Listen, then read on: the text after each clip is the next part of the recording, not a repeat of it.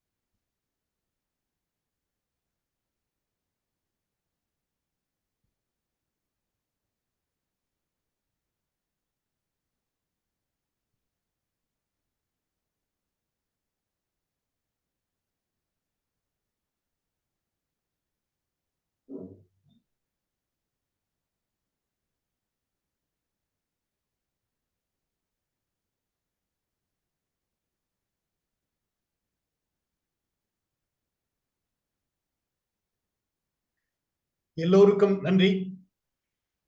இந்த வணக்கத்தை நம்முடைய உரிமை போராளிகளுக்காக செலுத்தியதற்காக மிக்க நன்றி. அடுத்து இன்றைக்கு நாம் பார்த்துக் கொண்டிருக்கிறோம், உலகம் முழுவதும் பல்வேறு நாடுகளில் இந்த இனப்படுகொலை நடந்து கொண்டிருக்கிறது. அதாவது ஒரு குறிப்பிட்ட காலத்திற்கு அது முடிந்து விடுகிறது. ஆனால் ஈழ மண்ணில் மட்டும்தான் கடந்த 75 ஆண்டுகளாக இந்த இலங்கை சுதந்திரம் பெற்றதிலிருந்து சுதந்திரம் பெறுவதற்கு முன்னாலும் சரி, ஒரு இனப்படுகொலை தொடர்ந்து பல்வேறு வடிவங்களில் பல்வேறு நிலைகளில் இது நடந்து கொண்டு இருக்கிறது என்று சொன்னால் அது ஈழ மண்ணில் தான். வேறு எங்கும் இந்த மாதிரி ஒரு இனப்படுகொலை நடந்தது கிடையாது. அவ்வாறு ஒரு பல்வேறு இனப்படுகொலை தொடர்ந்து நடைபெறுகின்ற ஒரு சூழ்நிலையில் நாம் என்ன மனநிலையை, என்ன வழிமுறையை, என்ன பாதையை நாம் கையாண்டு இருக்கிறோம் என்பது மிக முக்கியமான ஒன்றாக நாம் பார்க்கிறோம். எனவே அந்த ஒரு சூழ்நிலையில் தான் இந்த உலக தமிழர் இயக்கம் ஒருங்கிணைக்கக்கூடிய இந்த குவிய கூட்டத்தில் நாம் கலந்து கொண்டிருக்கிறோம். வருகின்ற 56வது ஐநாவுடைய மனித உரிமை கூட்டத்தில் பொது அமர்வில் நாம் என்ன வழிமுறையை கையாளலாம், எப்படி செயல்பட்டால் இன்றைக்கு நம்முடைய இலங்கையில் நடக்கக்கூடிய அந்த இனப்படுகொலையை நாம் நிறுத்த முடியும், மக்களுடைய உரிமையை பாதுகாக்க முடியும்.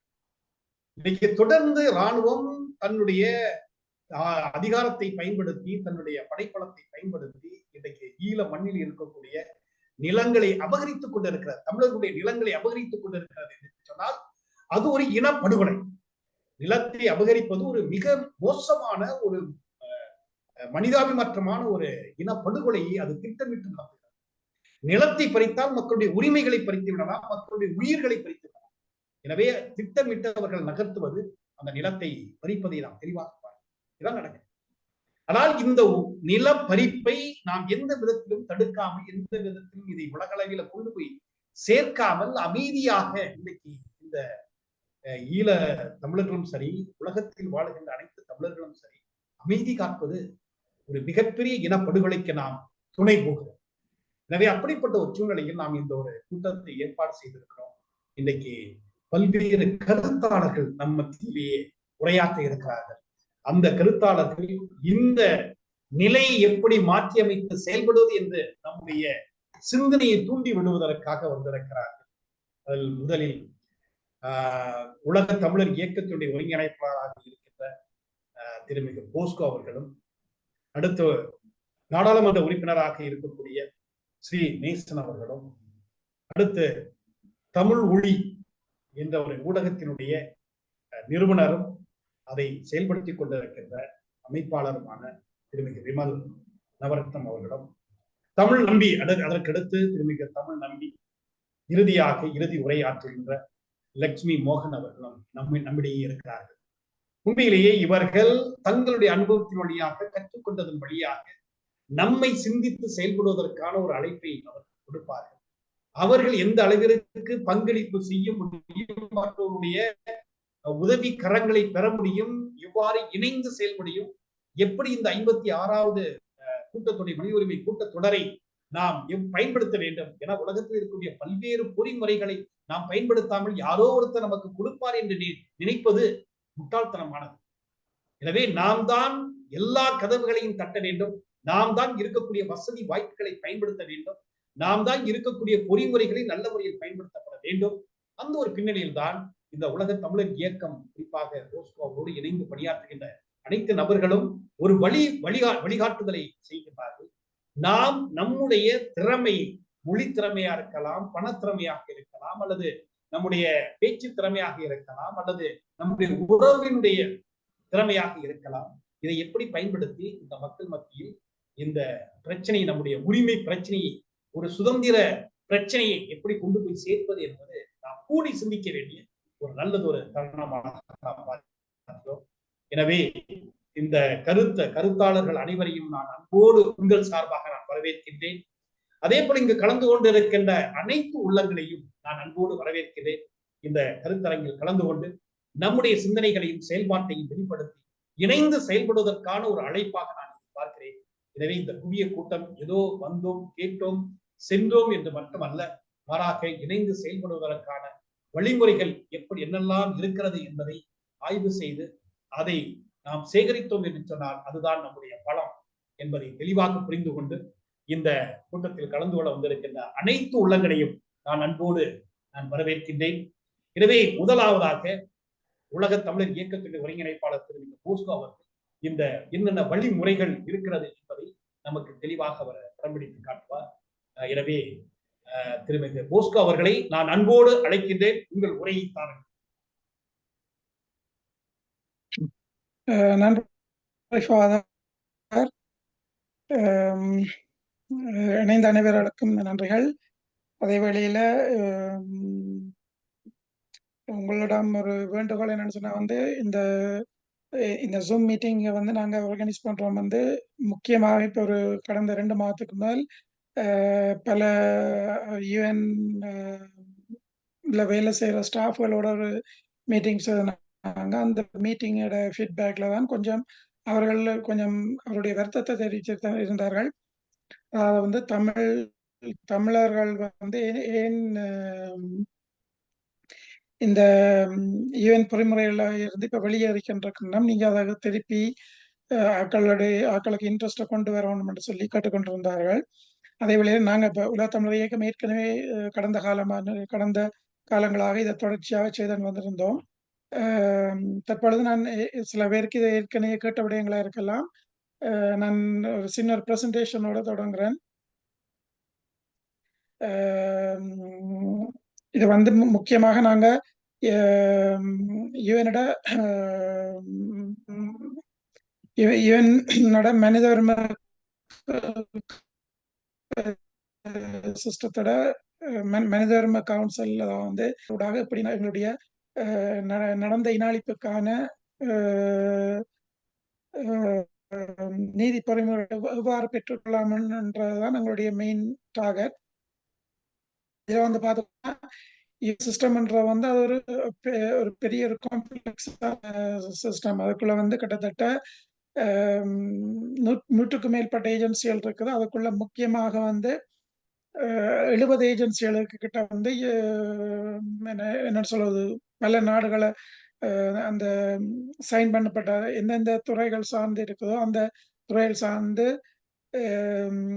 சைன் பண்ணப்பட்ட எல்லா நாடுகளையும் ஒன்றிணைச்ச நெட்வொர்க்லாம் இந்த மனித உரிமை யூஎன் சிஸ்டத்துக்குள்ள இருக்குது.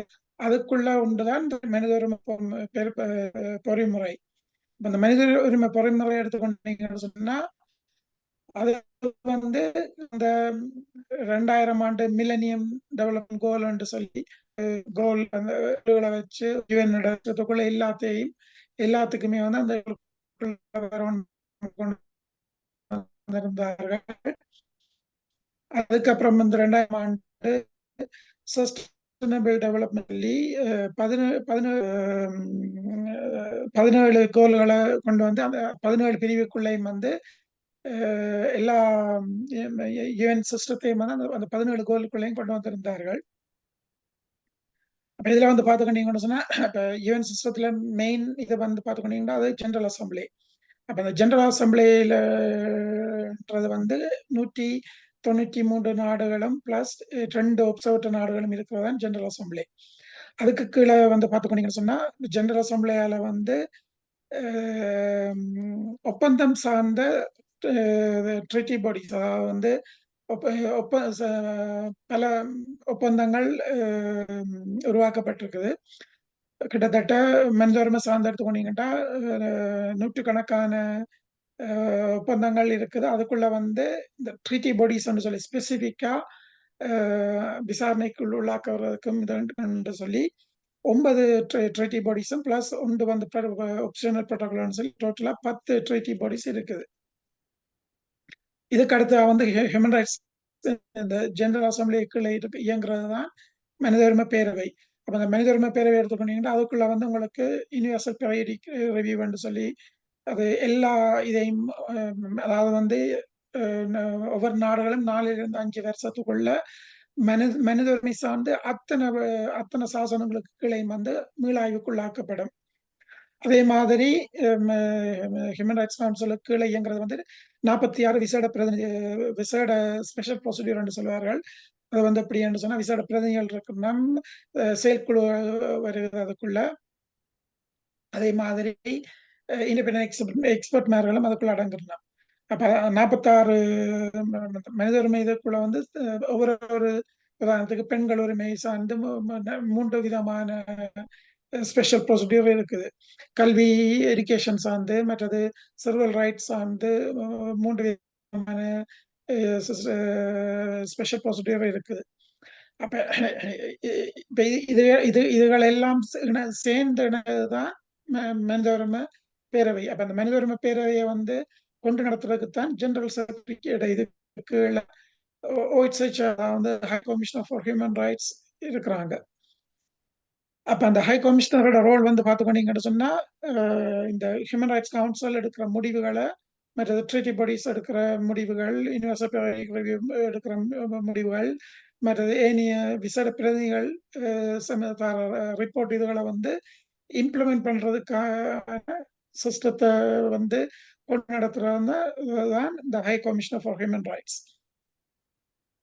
இதுல வந்து பார்த்துக்கொண்டீங்கன்னு சொன்னா மனித உரிமை பேரவையில முக்கியமான இதுல ஒன்று வந்து யூனிவர்சல் டிக்ளரேஷன் அது 48ஆம் ஆண்டு. அதுதான் நான் சொன்ன இதோட வந்து ஆரம்ப தொடக்கம். அப்ப அதுக்கு பிறகு வந்து பாத்தீங்கன்னு சொன்னா 66ஆம் ஆண்டு international convention on civil and political rights, ஒரு அந்த நான் அப்போது சொன்ன 9 ட்ரீட்டி பாடிஸ்ல ஒன்றுதான் இந்த international convention on civil and political rights. இதுக்கு அடுத்து வந்து international convention on economic, social and cultural rights. இந்த ரெண்டும் இதுவுமே வந்து இந்த 2 சாசனமே வந்து 66ஆம் ஆண்டு உருவாக்கப்பட்டது. அப்ப இந்த 2 சாசனம்ன்றதுக்கு அந்த என்ன சொல்றது மனித உரிமை இதோட வந்து இந்த 2 சாசனத்துக்கு கிடைமே அத்தனை இதுவுமே அடங்கு. இதுக்கு அடுத்து வந்து ஸ்பெசிபிக் ஃபினமெனா இருக்குதா வந்து international convention on elimination of all form of racial discrimination. இதுக்கு அடுத்தா வந்து கன்வென்ஷன் அகேன்ஸ்ட் டார்ச்சர். அதுக்கு அடுத்தா வந்து கன்வென்ஷன் ஆன் இன்ஃபோர்ஸ் டிஸ்அப்பியரன்ஸ். இதுக்கு இப்போ இந்த மூன்றும் வந்து ஸ்பெசிஃபிக்கா அந்த சில என்ன சொல்றது சில ஃபினமென்ஸ் அந்த இதுதான் இந்த 3 இதுவும். இதுக்கு அடுத்தா இருக்கிறது வந்து ஸ்பெசிபிக் குரூப், அதாவது வந்து சில சில குரூப் சில பெண்கள் சார்ந்த விடயங்கள் என்று சொன்னா international convention on elimination of all form of discrimination against women இருக்குது. இதுக்கு அடுத்தா இருக்கிற பார்த்துக்கிட்டீங்கன்னா சிறுவர் சார்ந்து convention on the right of child. இதுக்கு அடுத்தா வந்து மிக்ரண்ட் ஒர்க்கர்ஸ். அப்ப இதுக்கு அடுத்தா வந்து convention the rights of person with disabilities. அப்ப இதுல வந்து பார்த்துக்கிட்டீங்கன்னா இந்த 9 9 ட்ரீட்டி பாடிஸ்கள்லேயும் வந்து நாங்க 8 ட்ரீட்டி பாடிஸோட தமிழர் நாங்க எங்களுடைய இன அழிப்புகளை ப்ரூவ் பண்றதுக்கு இன அழிப்பை வந்து காண இதை பெற்றுக்கொள்றதுக்கு இந்த இதுல 9 இதுல வந்து 8 ட்ரீட்டி பாடிஸ்களோட நாங்க க்ளோஸா வேலை செய்ய வேண்டி இருக்குது. அப்ப இதுக்கு அடுத்து எடுத்துக்கொண்டீங்கன்னு சொன்னா நான் இந்த கொஞ்சம் டைம் இதுக்காக கொஞ்சம் ஷார்ட்டா போறேன். இதுல வந்து பார்த்துக்கொண்டீங்கன்னு சொன்னா உண்மையிலேயே வந்து இந்த ட்ரிட்டி பாடிஸ் இதுகள் பார்த்துக்கொண்டீங்கன்னா அது அந்த மெக்கானிசம்ன்றது வந்து உண்மையிலேயே அது பெரிய காம்ப்ளெக்ஸான விஷயம். ஆனா அதை வந்து நாங்க ஒழுங்கா பயன்படுத்தினோம்னு சொன்னா அதுல இருந்து மாற்றங்களை பெற்றுக்கொள்ளலாம். அதுல இந்த ஒழுங்காண்டு இப்ப எந்த வகையில சொல்றோம்னு அந்த ட்ரீட்டிக்கு ஏற்ற மாதிரி நாங்க கேஸ்களை ஃபைல் பண்ணணும். என்னென்னு சொன்னா அந்த இப்ப அதுல சைன் பண்ணி அந்த இன்டர்நேஷனல் கன்வென்ஷன் இதுகளை சைன் பண்ணின நாடுகளும் அதை ராட்டிபிகேஷன் நாடுகளும் வந்து வந்து இம்ப்ளிமெண்ட் பண்ண ஒப்ளிகேஷன் இருக்குது. அப்ப அதுக்கு நாங்க வந்து இப்ப பாதிக்கப்பட்ட தரப்புல இருந்து அங்க அந்த அந்த இடங்களுக்கு எங்களுடைய போகும் ஆக்கள் கம்ப்ளைண்ட்ஸ் அனுப்பலாம். அதே மாதிரி இப்ப ஊர் சங்கம் என்று சொன்னா ஊர் சங்கங்கள் அனுப்பலாம். இப்ப ஊர்ல வந்து இப்ப கவர்மெண்ட் எடுக்கிற முடிவுகளால வந்து எங்களுக்கு பிரச்சனைன்னு சொன்னா ஊர் சங்கம் தனிப்பட்ட கம்ப்ளைண்ட்ஸ் அனுப்பலாம். ஊர் சங்கம் உதாரணத்துக்கு விக்டிம்ஸ் என்று சொல்லி அப்படி கேஸ்கள் ஃபைல் பண்ணலாம். இதுல வந்து பார்த்துக்கொண்டீங்கன்னு சொன்னா ட்ரீட்டி பாடிஸுக்கு கேஸ் ஃபைல் பண்ணணும். இதுக்கு அடுத்து வந்து ஸ்பெஷல் ப்ரொசீஜர் மெம்பர்ஸ்மார்களுக்கும் கேஸ் ஃபைல் பண்ணணும். இதுல வந்து பார்த்துக்கொண்டீங்கன்னு சொன்னா இப்ப இந்த கேஸ் ஃபைல் பண்றதுக்கு உங்களுக்கு 2 விதமான பாசிபிலிட்டி 3 விதமான பாசிபிலிட்டி இருக்கு. ஒன்று வந்து எவிடென்ஷியலா உங்களோட இன்ஃபர்மேஷனை கொடுக்காமல் கேஸ் ஃபைல் பண்ணலாம். ரெண்டாவது வந்து டைரக்டா அவங்களுடைய டீட்டெயில்ஸ் இதெல்லாம் கொடுத்து தண்டி அது அனுப்பப்பட்டு இது நாடுகள் பதில் சொல்ற அளவுக்கு செய்ய வைக்கலாம். மூன்றாவது வந்து இன்ஃபர்மேஷன் இதுகளை வெளியில விடாமல் அந்த சம்பவங்களை மாத்திரம் டார்கெட் பண்ணி கேஸ் ஃபைல் பண்ணலாம். அப்ப இதுல வந்து பார்த்துக்கொண்டீங்கன்னு உண்மையிலே இப்ப இந்த இப்ப மட்டும் தமிழ் தரப்புல வந்து அந்த 9 ட்ரீட்டி பாடிஸ்களுக்கும் கேஸ்கள் ஃபைல் பண்ணப்படுறோம் இல்லை. அதே மாதிரி ஸ்பெஷல் ரிப்போர்ட்டர்ஸ்மார்களையும் நாங்கள் பயன்படுத்துறோம் இல்லை. இப்போ 46 ஸ்பெஷல் ரிப்போர்ட்டர்ஸ்மார்ன்றது வந்து அவையோட ரோல் வந்து முக்கியம். அப்போ அவையில வந்து நாங்கள் பயன்படுத்தணும். இப்போ ரெண்டா அந்த ஸ்பெஷல் ரிப்போர்ட்டர்ஸ்மார்களை சொல்ற வந்து அந்த டிப்ளமசியோட மெகாஃபோன் என்று சொல்லி அப்போ அதுக்கேற்ற மாதிரி அவர்களை வந்து நாங்கள் பயன்படுத்தணும். இப்ப மட்டும் நாங்க ஸ்பெஷல் கம்யூனிகேஷன் அனுப்புறது சரியான குறைவு. ஒரு கம்பேர் பண்ணி பார்த்துக்கொண்டீங்கன்னு சொன்னா கோகொத்தம முட்டம் வந்து சிங்கள தரப்புல இருந்து கிட்டத்தட்ட 3 நாளுக்குள்ள 1200 கேசுகளுக்கு மேல 1200 ஃபர்ஸ்ட் இன்ஃபர்மேஷன் அனுப்பப்பட்டிருக்குது 1200 பேருக்கிட்ட. நாங்க வந்து தமிழர்கள் நாங்க வந்து மேக்சிமம் ஒரு வருஷத்துக்கு நாங்க முழு 46 பிரதிகளுக்கு வந்து மேக்சிமம் ஒரு இப்ப ஒரு 3 வருஷத்துக்கு முதல் நாங்க ஓரளவுக்கு எங்களால் ஏண்ட அளவுக்கு கூட சப்மிஷன் பண்ணினாங்க. அது வந்து 1300 1400க்கு மேல நாங்க சப்மிஷன் பண்ணி இருக்கிறோம். ஆனா அதுக்கு பிறகு பார்த்துக்கொண்டீங்கன்னா ஒரு வருஷத்துக்கு 300 400 தாண்டது இல்லை.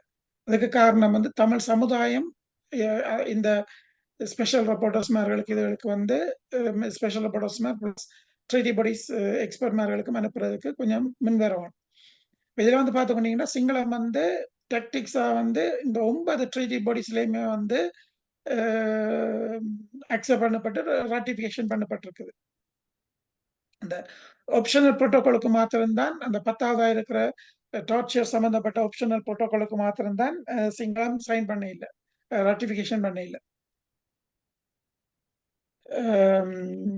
இதுக்கு அடுத்து வந்து பார்த்துக்கிட்டீங்கன்னா நான் ஏற்கனவே சொன்ன மாதிரி நாங்கள் எங்களுடைய இண்டிவிஜுவல் கம்ப்ளைண்ட்ஸ் வந்து எவ்வளவு கூட அங்கே போகுதோ அவ்வளவுக்கு கூட வந்து அந்த ஸ்பெஷல் ரிப்போர்ட்டர்ஸ்மார்கள் பிளஸ் ட்ரீட்டி பாடிஸோட எக்ஸ்பர்ட்மார்கள் வந்து எங்களோட விஷயங்களுக்கு முக்கியத்துவம் கொடுப்பேன்.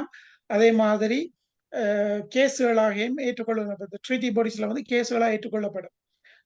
அப்ப அதுல வந்து அதுல வர அந்த ட்ரீட்டி பாடிஸ் கமிட்டிகள் இதுகளால் எடுக்கிற முடிவுகள் வந்து எங்களுக்கு ஒரு முக்கியமான இதா முடியும். என்னன்னு சொன்னா ஒரு குறிப்பிட்ட ட்ரீட்டி பாடிஸ் வந்து ஒவ்வொரு ட்ரீட்டி பாடிஸ்மும் வந்து ஒரு வருஷத்துல ஒரு 20-30 ஜட்ஜ்மெண்ட்டை கொண்டு அவையோட டெசிஷனை எக்ஸ்பிரஸ் பண்ணிட்டு சொன்னா ஆட்டோமேட்டிக்கா அது ஜெனரல் அசம்பிளி மட்டும் போகும். அதுக்கு பிறகு நாங்க வேற வேற ஒரு மெக்கானிசம்களை கொண்டு போறதுக்கு கேட்கலாம். அப்ப இப்ப மட்டும் வந்து அதே வழியில அதே எக்ஸ்பர்ட்மார்களும் ஸ்பெஷல் ப்ரொசீஜர் ஹோல்டர்ஸ்மார்களும் வந்து ஸ்ட்ராங்கான ஸ்டேட்மெண்ட் இதுகள் விடுவீங்க. அப்ப அந்த ஸ்டேட்மெண்ட் இதுகளோட ரிசல்ட்ஸும் தான் ஒரு மாற்றத்தை கொண்டு வரும். உதாரணத்தை பார்த்துக்கொண்டீங்கன்னு சொன்னா போன அக்டோபர் மாதம் யுஎன் ஸ்பெஷல் ப்ரொசீஜர் ஹோல்டர்ஸ்மார் கிட்டத்தட்ட 40 பேருக்கு மேல பிளஸ்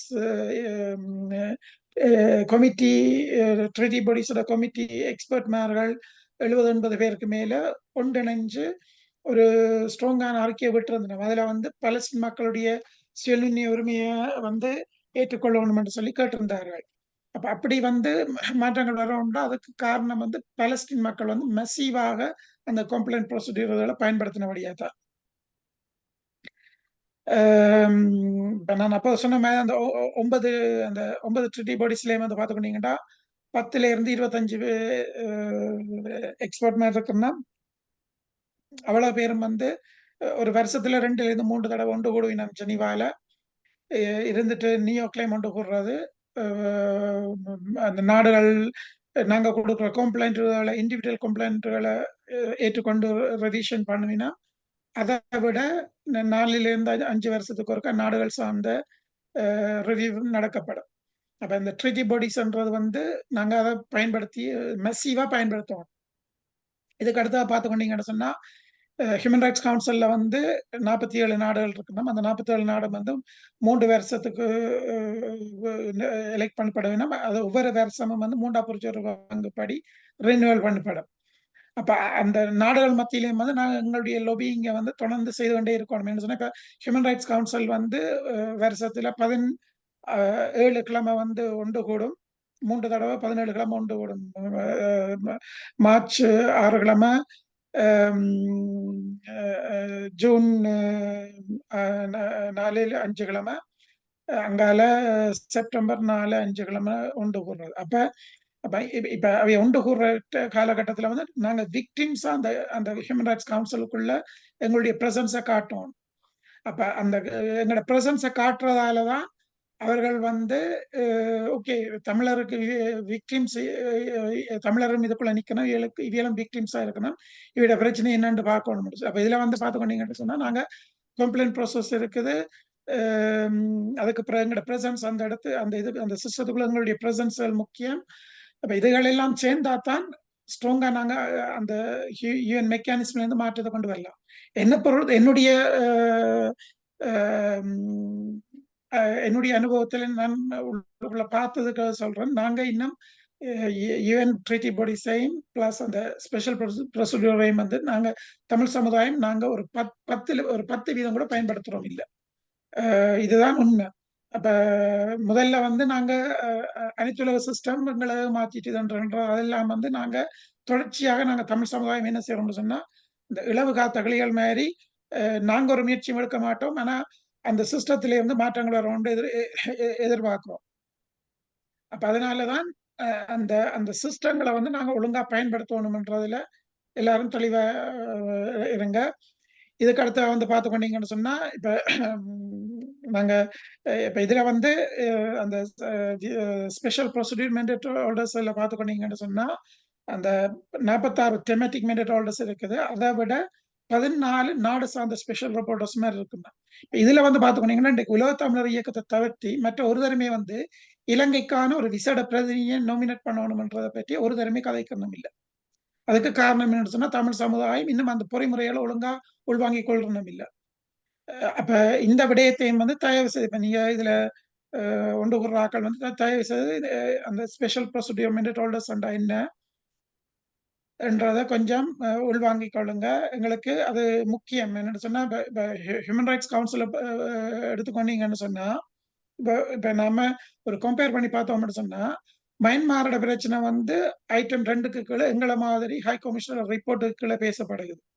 அதை விட ஐட்டம் 4க்கு கீழே நாடு சார்ந்த ஸ்பெஷல் ரிப்போர்ட்டருக்கு கீழே பேசப்படுகிறது. இதை விட கமிஷன் ஆஃப் இன்குவரி என்ற இதுக்கு கீழே ஐட்டம் 4க்கு கீழே பேசப்படுகிறது. அதை விட ஐட்டம் 10க்கு கீழே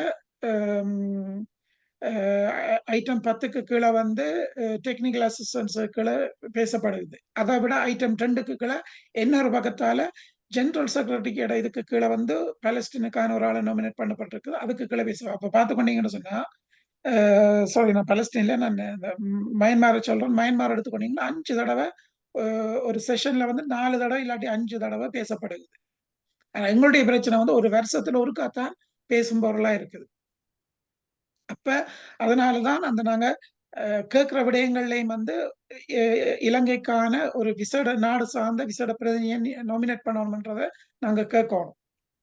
இதுக்கு அடுத்தா பார்த்துக்கொண்டீங்கன்னு சொன்னா இப்ப உண்மையிலேயே வந்து பார்த்துக்கொண்டீங்கன்னு சொன்னா இப்ப இன்டர்நேஷனல் லொபிங் எடுத்துக்கொண்டீங்கன்னு சொன்னா இன்றைக்கு பாலஸ்தீன், வெஸ்டர்ன் சாரா போன்ற எங்களை மாதிரி விடுதலைக்காக போராடுற இனங்களோட விடயங்கள் பெரிய அளவில் பேசப்படுறதுக்கு காரணம் வந்து அவர்களுடைய பிரசன்ஸ் வந்து பல உலகம் முழுக்க இப்ப பலஸ்தீன் எடுத்துக்கொண்டீங்கன்னா 160 நேஷனல் அண்ட் ரீஜனல் பார்லிமெண்ட்களுக்குள்ள வந்து பலஸ்தீனுக்கு ஆதரவான கமிட்டிகள் இருக்குது.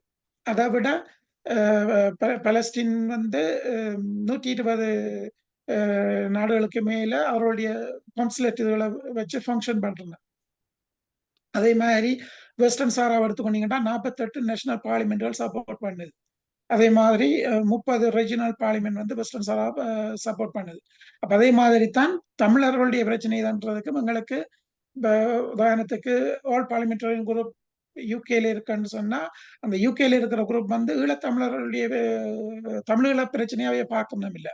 அது வந்து கிட்டத்தட்ட ஒரு தமிழருக்கு ஆதரவான கமிட்டி என்ற கான்செப்ட் எல்லாம் இருக்குது. அதை தாண்டி ஈழத்தமிழருடைய ரெண்டு வரணும். அப்ப அதுக்கு வந்து தமிழ்நாடு வந்து உண்மையிலே தமிழ்நாடு சட்டசபைக்குள்ள நாங்க தமிழருக்கு ஆதரவான கமிட்டி ஒன்று உருவாக்குறதை பற்றி எங்களுடைய முழு மூச்சா அதை எப்படியாவது அதுக்குள்ள வேலை செய்து தமிழ்நாடு சட்டசபை ஊடாக வந்து நாங்கள் உலக மையப்படுத்தணும் எங்களை பிரச்சனைகளை. அதே மாதிரி தமிழ்நாட்டில் இருக்கிற எம்பிமார்கள் ஊடாக கூட வந்து நாங்கள் டெல்லி நேஷனல் பார்லிமெண்ட்டுக்குள்ள தமிழருக்கு ஆதரவான ஒரு கமிட்டி ஒன்று உருவாக்குறதை பற்றி யோசிக்கணும். நன்றி அனைவருக்கும். நான் இதோட முடிக்கிறேன். நீங்க வேற கேள்விகள் இருந்தா எனக்கு பால் சொல்றேன். நன்றி. நன்றி சார், நன்றி, மிக்க நன்றி. ஐநாவுல எவ்வளவு வழிமுறைகள் இருக்கிறது, நமக்கு எந்தெந்த வழிமுறைகளை கையாள முடியும் என்பதை தெளிவாக பட்டியலிட்டு காட்டியிருக்கிறீர்கள். எனவே உங்களுக்கு மிக்க நன்றியை நான் தெரிவித்துக் கொள்கிறேன். அடுத்ததாக நம்மோடு உரையாட வர இருக்கின்ற மேனாள் நாடாளுமன்ற உறுப்பினர் ஸ்ரீநேசன் அவர்கள் நம்மோடு இணைந்திருக்கிறார். மனித உரிமை போராளியாகவும் இருந்து செயல்பட்டு கொண்டிருக்கிறார். எனவே நான் அவரை அன்போடு அழைக்கின்றேன்.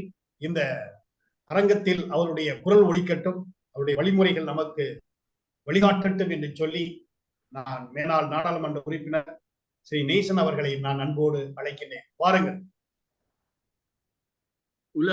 உலகத் தமிழர் இயக்கத்தின் சார்பாக இப்படியான ஒரு நிகழ்வை நடாத்துவதை இட்டு நான் மகிழ்ச்சி அடைகின்றேன். அதற்காக உழைக்கின்ற அனைத்து உள்ளங்களுக்கும் நான் நன்றிகளையும் பாராட்டுகளையும் தெரிவித்துக் கொள்கின்றேன். தெரிவித்துக் கொண்டு இதில் பங்கு பெற்றுகின்ற அனைவரும் பல்வேறுபட்ட கருத்துக்களை கூறுவார்கள். அந்த வகையில் எனது அனுபவத்திற்குட்பட்ட எனக்கு கிடைத்த தகவல்களை வைத்து இந்த மனித உரிமைகள் மீறல்கள் சம்பந்தமாகவும் அதன் போது எடுக்க வேண்டிய நடவடிக்கைகள், உள்நாட்டில் என்ன செய்கின்றோம், வெளிநாடுகளில் என்ன நடக்கின்றது என்ற பல்வேறுபட்ட விடயங்களை பேச வேண்டியிருக்கின்றது. எனவே இப்போது கிழக்கு மாகாணத்தில், குறிப்பாக மட்டக்களப்பு மாவட்டத்தில் என்ன நடந்து கொண்டிருக்கின்றது என்பதை பற்றி நான் இற்றைப்படுத்த விரும்புகின்றேன்.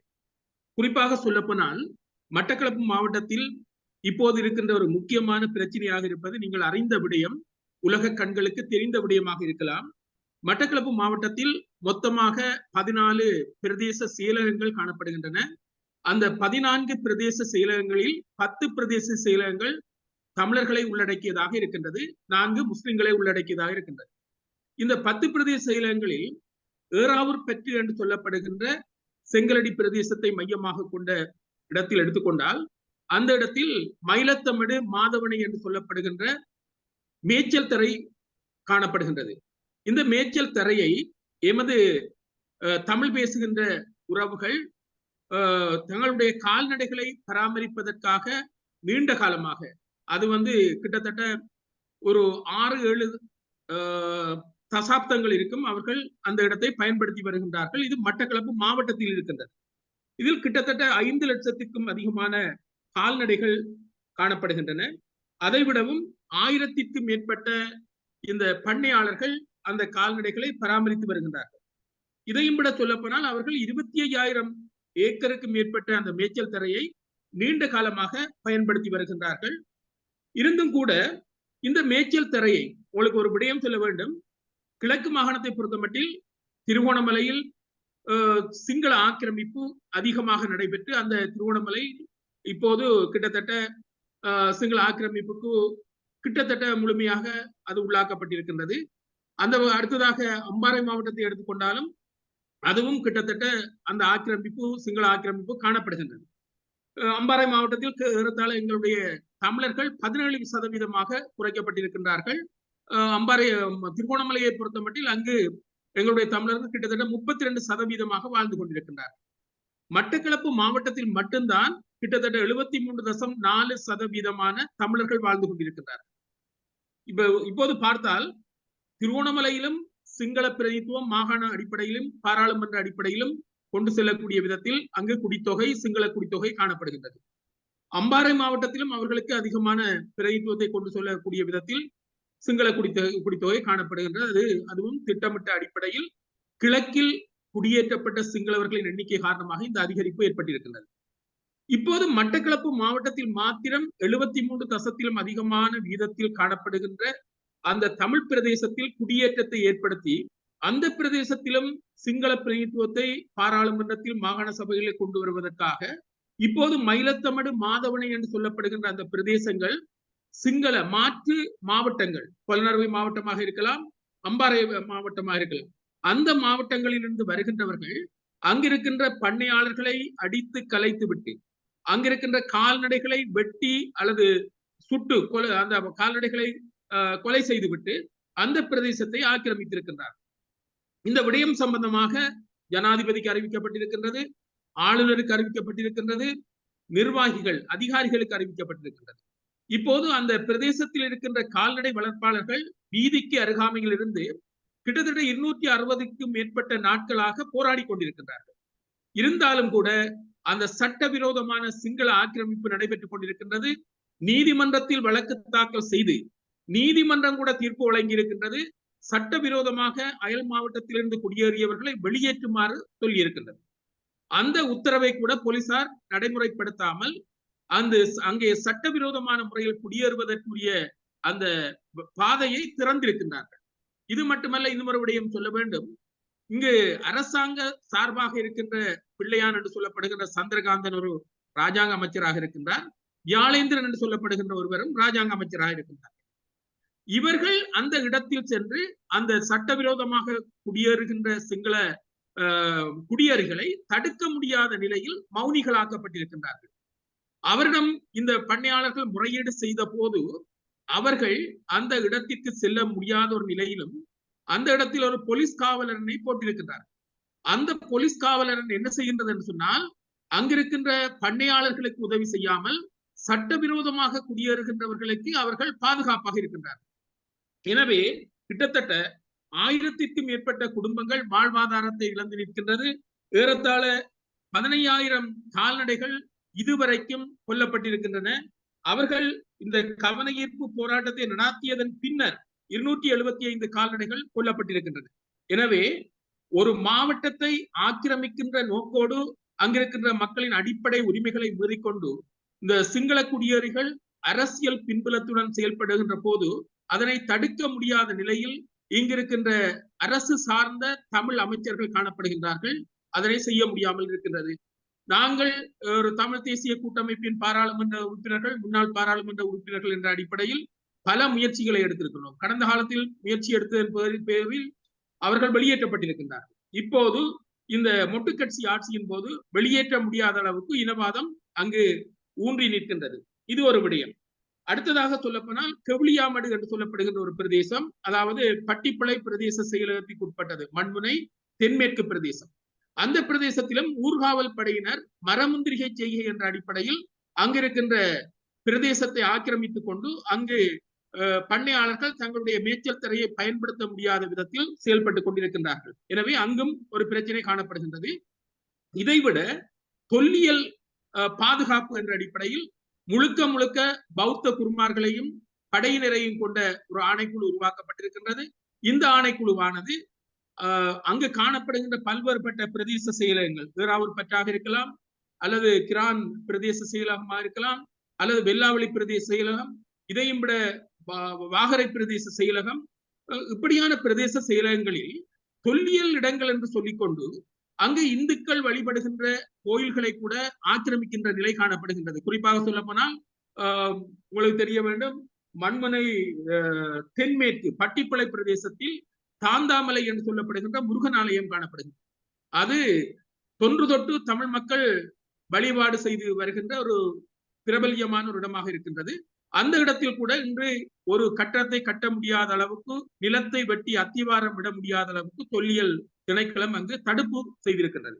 எனவே இந்து பாரம்பரிய கோவில்களை அல்லது கோவில் பிரதேசங்களை பௌத்த விகாரைகளை அமைப்பதற்கு ஏற்ற விதத்தில் அவர்களுடைய செயல்பாடுகள் அமைந்திருக்கின்றன. எனவே இதைவிட கரடிநாடு பிரதேசம் வேறாவூர் பற்றி பிரதேச செயலகத்துக்கு உட்பட்டது. அதில் ஒரு மலை இருக்கின்றது, முருகன் வழிபாட்டுக்குரிய ஆலயம் அங்கு காணப்படுகின்றது. அந்த இடத்தில் ஒரு விகாரையை கட்டும் நோக்கிலோ என்னவோ தெரியாது, அங்கும் ஆக்கிரமிப்புக்குரிய செயல்பாடு நடைபெற்றது. அந்த அமைச்சர் விதுர விக்ரமநாயக்கா வந்த போது நாங்கள் ஆர்ப்பாட்டம் செய்து அவரை அந்த இடத்திலிருந்து வெளியேற்றி இருக்கின்றோம்.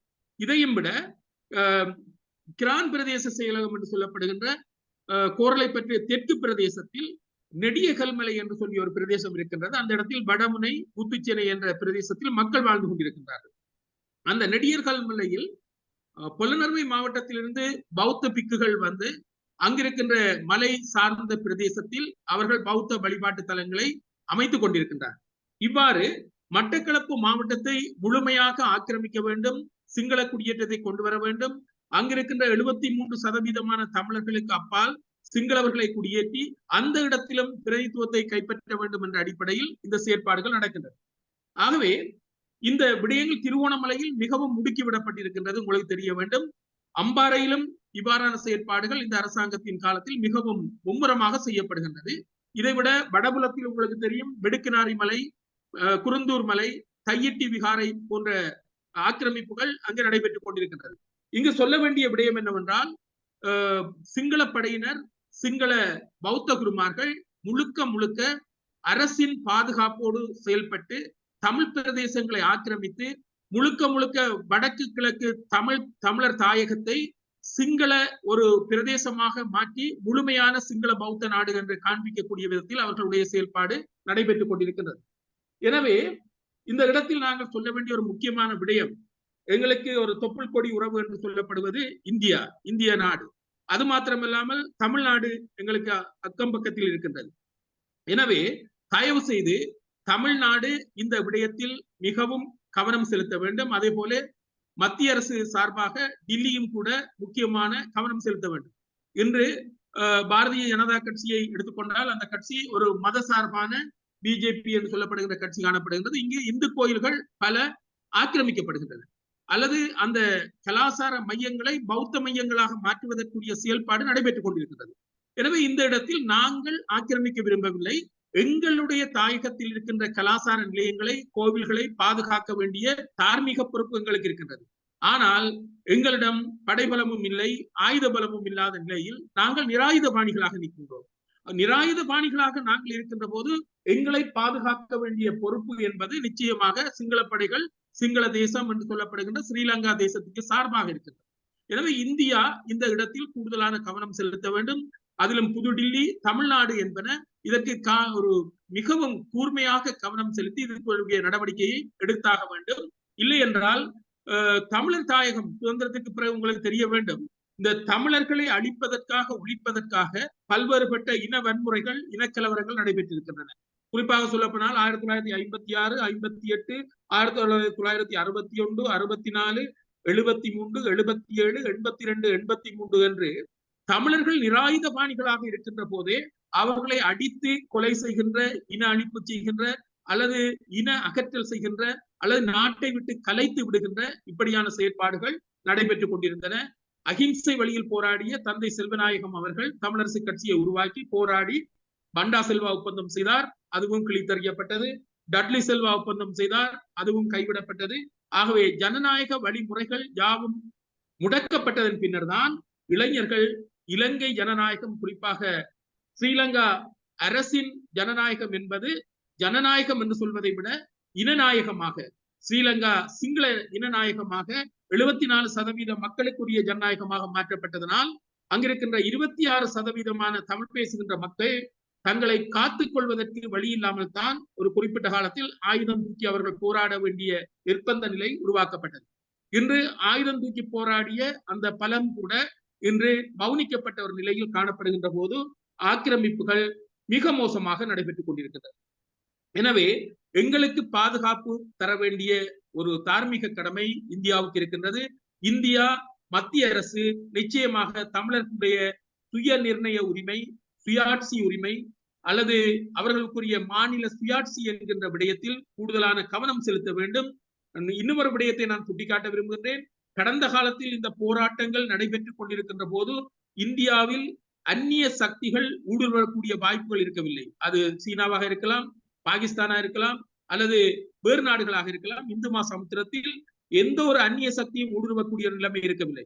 அந்த உள்ளூர் போராட்டம் முடிவுற்றதன் பின்னர் எடுத்து பார்க்கின்ற போது இன்று கிட்டத்தட்ட 3000-4000 கிலோமீட்டருக்கு அப்பால் இந்தியாவை கழுகு பார்வை பார்த்து கொண்ட நாடுகள் கூட இலங்கையில் கால் மிதித்திருக்கின்றது. கிட்டத்தட்ட யாழ்ப்பாணத்தில் இருந்து கொண்டு இந்தியாவை அவதானிக்கக்கூடிய அளவுக்கு நெருக்கமாக இருக்கின்றது. ஆகவே தமிழர்களின் பாதுகாப்பு இன்மை என்பது இந்தியாவின் பாதுகாப்பு இன்மையையும் உருவாக்கி இருக்கின்றது.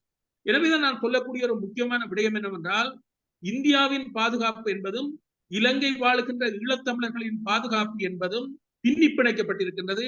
ஒன்றிலிருந்து ஒன்றை வேறாக்க முடியாத விதத்தில் அது இணைந்திருக்கின்றது. எனவே இந்தியா தமிழர்களின் பாதுகாப்பை உறுதிப்படுத்துவதன் மூலமாக இந்தியாவின் பாதுகாப்பையும் உறுதிப்படுத்தக்கூடிய ஒரு வாய்ப்பு இருக்கின்றது.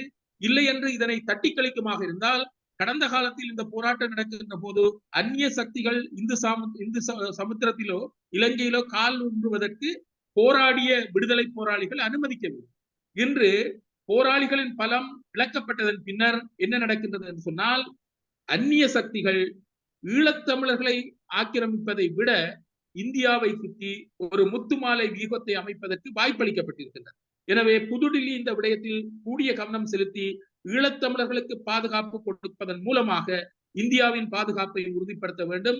ஈழத்தமிழர்கள் எந்த ஒரு சந்தர்ப்பத்திலும் இந்தியாவிற்கு எதிரானவர்கள் அல்ல, இந்தியாவின் உறவாக இருக்கின்றார்கள், நட்பாக இருக்கின்றார்கள், நேசக்கரத்தை நீட்டிய வண்ணம் இருக்கின்றார்கள் என்பதை கூறிக்கொள்கிறேன். அதே போன்று தமிழ்நாடு, தமிழர்கள் இன்று நாங்கள் வடக்கு கிழக்கில் 12% தமிழர்கள் வாழுகின்றார்கள் என்ற ஒரு புள்ளிவரம் இருக்கின்றது.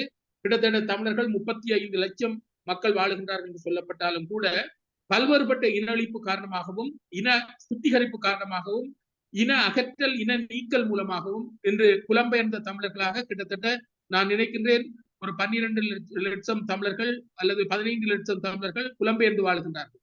இது ஒரு வகையில் புலம்பெயர்ந்த தமிழர்கள் என்ற அடிப்படையில் வெளிநாடுகளில் எங்களுக்கு ஒரு பலமான சக்தியாக இருந்தாலும், உள்நாட்டை பொறுத்தமட்டில் அவர்களுடைய அரசியல் பலம் இழக்கப்பட்டிருக்கின்றது.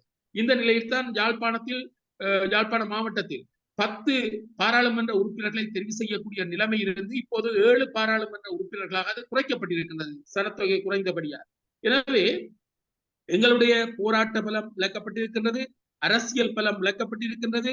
இதற்காக குரல் கொடுக்கக்கூடிய இந்தியா கூடிய கவனம் செலுத்தாத நிலையில் காணப்படுகின்றது என்று நாங்கள் சந்தேகிக்க வேண்டியிருக்கின்றது. எனவே தமிழ்நாட்டு அரசு இந்த விடயத்தில் கூடிய அக்கறை செலுத்தி கூடுதலான கவனம் எடுத்து ஈழத்தமிழர்களை பாதுகாக்க வேண்டிய ஒரு தார்மீக கடமையில் இறங்க வேண்டும் என்பதை கூறிக்கொள்ள விரும்புகின்றேன். அவ்வாறு இறங்குகின்ற போதுதான் ஈழத்தமிழர்களின் இருப்பு என்பது அங்கு தக்க வைக்கப்படும். இந்த நாட்டில் இலங்கை தேசியவாதம் என்று ஒன்று இல்லை. ஒன்று சிங்கள தேசியவாதம், அடுத்தது தமிழ் தேசியவாதம் என்று இரண்டு இருக்கின்றது. நாங்கள் தமிழ் தேசியவாதத்தில் நின்று கொண்டு தமிழர்களை பாதுகாக்க முனைகின்றோம். சிங்கள தேசியவாதிகளும் சிங்கள தேசியத்தோடு ஒட்டி உறவாடுகின்ற சில எடுபிடி தமிழர்களும் தமிழர்களின் பலத்தை குறைக்கக்கூடிய விதத்திலும் அல்லது சிங்கள அரசோடு ஒத்திசைந்து அங்கு ஒன்றும் நடக்கவில்லை என்று அங்கு நடந்த அவலங்களை மூடி மறைக்க நினைக்கின்றனர். எனவேதான் மீண்டும் மீண்டும் நான் வலியுறுத்த விரும்புகின்ற விடயம் என்னவென்றால், இங்கு இன அழிப்பு, இன சுத்திகரிப்பு அல்லது கட்டமைப்பு சார்பாக இனத்தை இல்லாமல் செய்கின்ற ஒரு செயல்பாடும், சிங்கள பௌத்த நாடு என்று இதனை காண்பிக்கக்கூடிய ஒரு செயல் திட்டமும் சுதந்திரம் அடைந்த 1948ஆம் ஆண்டிலிருந்து இன்று வரை நடைபெறுகின்றது. இதற்கு ஆதாரமாக சொல்லக்கூடியது 1947 நடைபெற்ற தேர்தலில் மலையக தமிழர்கள் 7 பிரதிநிதிகளை, குறிப்பாக சொல்லப்போனால் 7 பிரதிநிதிகளை 95 பாராளுமன்ற உறுப்பினர்களாக இருந்த போது 7 பிரதிநிதிகளை அங்கே அனுப்பக்கூடியதாக இருந்தது. அதன் பின்னர் மலையக தமிழர்களின் வாக்குரிமை, குடியுரிமை 1948-49களில் பறிக்கப்பட்டதன் பின்னர் கிட்டத்தட்ட 47ஆம் ஆண்டிலிருந்து 77ஆம் ஆண்டு வரைக்கும் மலையக தமிழர்கள் அரசியல் அனாதைகளாக்கப்பட்டு அவர்களுடைய பிரதித்துவம் இல்லாத ஒரு நிலைமை ஒன்று காணப்பட்டது. ஆகவே இனத்தை மையமாக வைத்து நாட்டுக்காக உழைக்கின்ற மலையக தமிழர்களின் குடியுரிமை, வாக்குரிமை என்பன டிஎஸ்என் நாயக்காவின் காலத்தில் பறிக்கப்பட்டது. இதன் காரணமாக எண்ணிக்கையை குறைத்து அவர்களை இந்தியாவுக்கு கலைத்து விட்டு எங்களுடைய தமிழர்களின் அரசியல் பலத்தை நீக்குவதற்கான செயல்பாடு 48-49களில் நடைபெற்றது. அதே போன்றுதான் 56ஆம் ஆண்டு SWRD பண்டார் நாயக்கா அவர்கள் என்ன செய்தார்னு சொன்னால், தனிச்சிங்கள சட்டத்தை கொண்டு வந்து இந்த நாடு ஒரு தனிச்சிங்கள நாடு என்று காண்பிக்கக்கூடிய விதத்திலும் தமிழர்கள் கட்டாயமாக சிங்களத்தை படிக்க வேண்டும் என்ற நிலையிலும் செயல்பட்டார். வண்டா செல்வா ஒப்பந்தத்தை 57 செய்து கிழித்தறிந்து விட்டார். அதனை நம்பியிருந்த தந்தை செல்வா அவர்கள் ஏமாற்றம் அடைந்திருந்தார். 58 மோசமான இனக்கலவரத்தையும் தந்தார். எனவே நான் சொல்லக்கூடிய ஒரு விடயம் என்னவென்றால், வடக்கு கிழக்கை சிங்களமயமாக்கி அங்கு தமிழர்கள் வாழ்வதற்கான உத்தரவாதம் இல்லாமல் அதனை இன சுத்திகரிப்பு செய்கின்ற செயல்பாடு, இன அழிப்பு செய்கின்ற செயல்பாடு என்பது இன ரீதியாகவும் கலாச்சார ரீதியாகவும் வரலாற்று ரீதியாகவும் நடைபெற்றுக் கொண்டிருக்கின்றது. 1981ஆம் ஆண்டு யாழ் நூலகம் தெற்காசியாவிலே பிரசித்தி பெற்ற வரலாற்று அம்சங்களை கொண்டிருந்த, கலாச்சார அம்சங்களை கொண்டிருந்த அந்த நூலகம் எரிக்கப்பட்டிருந்தது. எனவே இப்படியெல்லாம் நாங்கள் பார்க்கின்ற போது ஒரு இனத்தின் இருப்பை இன ரீதியாக, கலாச்சார ரீதியாக, வரலாற்று ரீதியாக, உணர்வு ரீதியாக அழிப்பதற்கான திட்டமிட்ட செயற்பாடு இலங்கையில் நடைபெற்றுக் கொண்டிருக்கின்றது. இதன் காரணத்தால் தான் நாங்கள் சொல்லுகின்றோம், இலங்கையில் நடைபெற்றது முள்ளிவாய்க்கால் அந்த இறுதி சந்தர்ப்பத்தில் நடைபெற்ற 2009ஆம் ஆண்டு அந்த விடயத்தை நாங்கள் இன அழிப்பு என்று சொல்கின்றோம். அதனை அவர்கள் மனித கொலைகள் என்று சொல்ல வருகின்றார்கள். அதில் அழிக்கப்பட்டவர்கள் முழுக்க முழுக்க தமிழர்களாக இருக்கின்றபடியால் கிட்டத்தட்ட எங்களுடைய மன்னார் ஆயராக இருந்த ராயப்பு யோசப் அவர்களுடைய சாட்சியத்தின்படி 1,46,000 தமிழர்கள் இன அழிப்பு செய்யப்பட்டிருக்கின்றார்கள். எனவே இன அழிப்பு செய்கின்றது என்று சொன்னால் கிட்டத்தட்ட ஒரு இனத்தை அங்கு வாழ்வதற்கான வாழ்வுரிமை மறக்கப்படுகின்றது. எனவே இந்த மக்கள் அவர்கள் என்ன பார்க்கின்றார்கள், சிங்கள தேசமாக்குவதற்காக தமிழர்களை இல்லாமல் செய்ய வேண்டும் என்று நினைக்கின்றார்கள். எனவே தமிழர்களுக்குரிய பாதுகாப்பை நிச்சயமாக இந்தியா வழங்க வேண்டும். தமிழ்நாடு குறிப்பாக இந்தியாவிற்கு அந்த விடயத்தை தட்டி கேட்க வேண்டும். இந்தியா தமிழர்களின் பாதுகாப்பை மேற்கொள்வதன் மூலமாக இந்தியாவின் பாதுகாப்பை உறுதி செய்ய வேண்டும் என்று இந்த இடத்தில் நான் சுட்டிக்காட்ட விரும்புகின்றேன். பல விடயங்கள் காணப்படுகின்றன. எனக்கு ஒரு 10 நிமிடங்கள் ஒதுக்கப்பட்டிருந்தபடியால் என்னுடைய இந்த கருத்தினை நிறைவு செய்கின்றேன். நன்றி, மிக்க நன்றி. மேலாள் நாடாளுமன்ற உறுப்பினர் தினேசன் அவர்கள் ரொம்ப தெளிவாக பதிவு செய்திருக்கிறார்கள். நிலம் பறிபோகிறது என்று சொன்னால் ஒரு மனிதனுடைய நாடி உயிர் வாழ்வதற்கே வழியற்றவர்களாக வாழ்வதை நாம் பார்க்கிறோம். அதன் அடிப்படையில் பண்பாட்டு அடையாளங்கள் அனைத்து பறிக்கப்படுவதை நாம் பார்க்கிறோம். இந்த பண்பாட்டு அழிப்பில் குறிப்பாக மட்டக்களப்பில் நடக்கக்கூடிய அந்த மாவட்டத்தில் நடக்கக்கூடிய அனைத்து இன அழிப்பை ரொம்ப தெளிவாக நமக்கு படம் பிடித்து காட்டியிருக்கிறார்கள். இதில் இந்தியாவும் குறிப்பாக இந்திய ஒன்றிய அரசும் தமிழ்நாடு அரசும் இதில் தலையிட வேண்டும். தலையிட்டு அந்த மக்களுடைய உரிமையை பாதுகாக்க வேண்டும். அதே போல பல்வேறு வெளிநாடுகள் இலங்கையில் வந்து குடியேறுவதனால் இந்தியாவிற்கு ஆபத்து என்பதையும் தெளிவாக சுட்டிக்காட்டியிருக்கிறார்கள். எனவே இந்த ஒரு இன அழிப்பு நிறுத்தப்பட வேண்டும் என்று சொன்னால் இலங்கை இந்திய ஒன்றிய அரசும் தமிழ்நாடு அரசும் இது தெளிவாக இருந்து செயல்பட வேண்டும் என்று சொன்ன வேண்டுகோளையும் வைத்திருக்கிறார். மிக்க நன்றி. உங்களுடைய விளக்கத்திற்கும் உங்களுடைய பரிந்துரைக்கும் உங்களுடைய கோரிக்கைக்கும் மிக்க நன்றி. கண்டிப்பாக செயல்படுத்துவதற்கு வழிமுறைகளை நாம் சிந்திப்போம். நன்றி, மிக்க நன்றி. அடுத்ததாக நம்மிடையே உரையாற்ற இருக்கின்ற மனித உரிமை போராளி ABC தமிழ் ஒளியினுடைய நிறுவனரும் அதனுடைய இயக்குநருமாக இருந்து செயல்பட்டுக் கொண்டிருக்கின்ற விமல் குவரட்னம் அவர்கள் நம்மோடு உரையாற்ற வருகின்றார். அவருக்கு அறிமுகம் தேவையில்லை, என்னால் எல்லா மக்களுக்கும் அவரை நன்றாக தெரியும். எனவே வாருங்கள் விமல் அவர்களே, உங்களுடைய உரையை தாருங்கள். நன்றி ஃபாதர் குழந்தசாமி அவர்களுக்கும் இந்த ஆழமான அறிமுகத்துக்கு நன்றி. நான் பேச இருந்த விடயத்தை பாஸ்கோ ஏற்கனவே பேசி முடித்து விட்டார். நான் அந்த ட்ரீட்டி படியை பற்றி பேச இருந்தேன். அந்த வகையில் நான் அதை திருப்பி பேசுறது அது ரிப்பீட்டடா இருக்கும். ஆகையினாலே நான் இந்த தமிழ் ஈழம் அந்த கன்செப்ட்ல தமிழ் ஈழ கோரிக்கை எப்படியானது, அதாவது தமிழ் ஈழத்துக்கான சுயநிர்ணய உரிமையை பெறுவதற்கான தகுதி நம்மிடம் இருக்குதா, ஏன் நாங்கள் அந்த சுயநிர்ணய உரிமையை கோருகின்றோம் என்ற விடயங்களுக்கு பலருடைய கருத்துக்கள் பலவிதமாக இருக்கும். அது ஒரு சாதாரண விடயம்தான். இருந்தாலும் ஒரு 5 நிமிடம் நான் அந்த தமிழ் ஈழம் என்ற அந்த கன்செப்டை அதை எப்படி நாங்கள் அதை கையாள முடியும் என்றது பற்றி என்னுடைய தனிப்பட்ட கருத்தை இங்கு முன்வைக்க விரும்புகின்றேன். அந்த வகையில் தமிழ் ஈழம் என்பது எங்களிடமிருந்து பறிக்கப்பட்ட ஒரு தேசம். திருப்பி நான் அதை ரிப்பீட் பண்றேன். என்னன்னா, தமிழீழ தேசம் என்றது எம்மிடமிருந்து, அதாவது தமிழர்களிடம் இருந்து பறிக்கப்பட்ட ஒரு தேசம். அதாவது எங்கள்கிட்ட இருந்து அந்த ஆட்சி உரிமைகள், நம்முடைய அடிப்படை உரிமைகள் எல்லாத்தையும் பறிச்சு நிலத்தை ஆக்கிரமிக்கின்றனர். அந்த நிலத்தை நாங்கள் திரும்ப கேட்கின்றோம். இதுதான் அந்த தமிழீழ கொள்கை. சரியா? எந்த காலத்திலும் எமது போராட்ட வீரர்கள் அல்லது போராட்ட தலைவர்கள் எந்த காலத்திலும் நாட்டை ரெண்டாக்குங்கன்னு சொல்ல இல்லை. நாட்டை ரெண்டாக்குங்கன்னு சொல்ல இல்லை. தனியாட்சி, சுயாட்சி தரச்சலை கேட்டிருந்தார்கள். தனியாட்சி, தமிழீழ சுயாட்சி நமக்கு தேவை என்பதை வலியுறுத்தி வந்திருக்கின்றனர். அதற்கு எதிரான சட்டங்கள் அமுலாக்கப்பட்டு, அதாவது 6ஆம் திருத்த சட்டங்கள் போன்ற சட்டங்கள் உருவாக்கப்பட்டு, கான்ஸ்டிடியூஷனல் அப்ரோச் என்று சொல்லி அந்த சட்டங்களால எம்மை அடக்குமுறைக்குள்ளும் இராணுவ ஆக்கிரமிப்புக்குள்ளும் தொடர்ந்து வாழ்ந்து வருகின்ற இனம்தான் தமிழினம். எங்களுடைய தமிழீழ கோரிக்கையை நிராகரித்ததுக்கான காரணம், அதாவது சர்வதேச ரீதியில் இந்த விடயத்தை பற்றி பேசிய போது அந்த தமிழீழ கோரிக்கையை அவர்கள் நிராகரித்ததுக்கான காரணம் மிகவும் குறிப்பாக ரோபர்ட் பிளேக் என்பவர் அந்த போராட்ட காலங்களிலே தெற்கிலே அமெரிக்க தூதுவராக இருந்தவர். அவர் குறிப்பிட்ட சில விடயங்கள், அதாவது அந்த ஈழத்தை நாங்கள், அதாவது தமிழ் ஈழத்தை இலங்கையிலிருந்து பிரிச்சு கொடுக்க முடியாது. யார் கேட்டதை பற்றி நாங்க கேட்கல. சரி, அது ஏற்கனவே இருந்த ஒரு விஷயம். எத்தனையோ தசாப்தங்களாக பல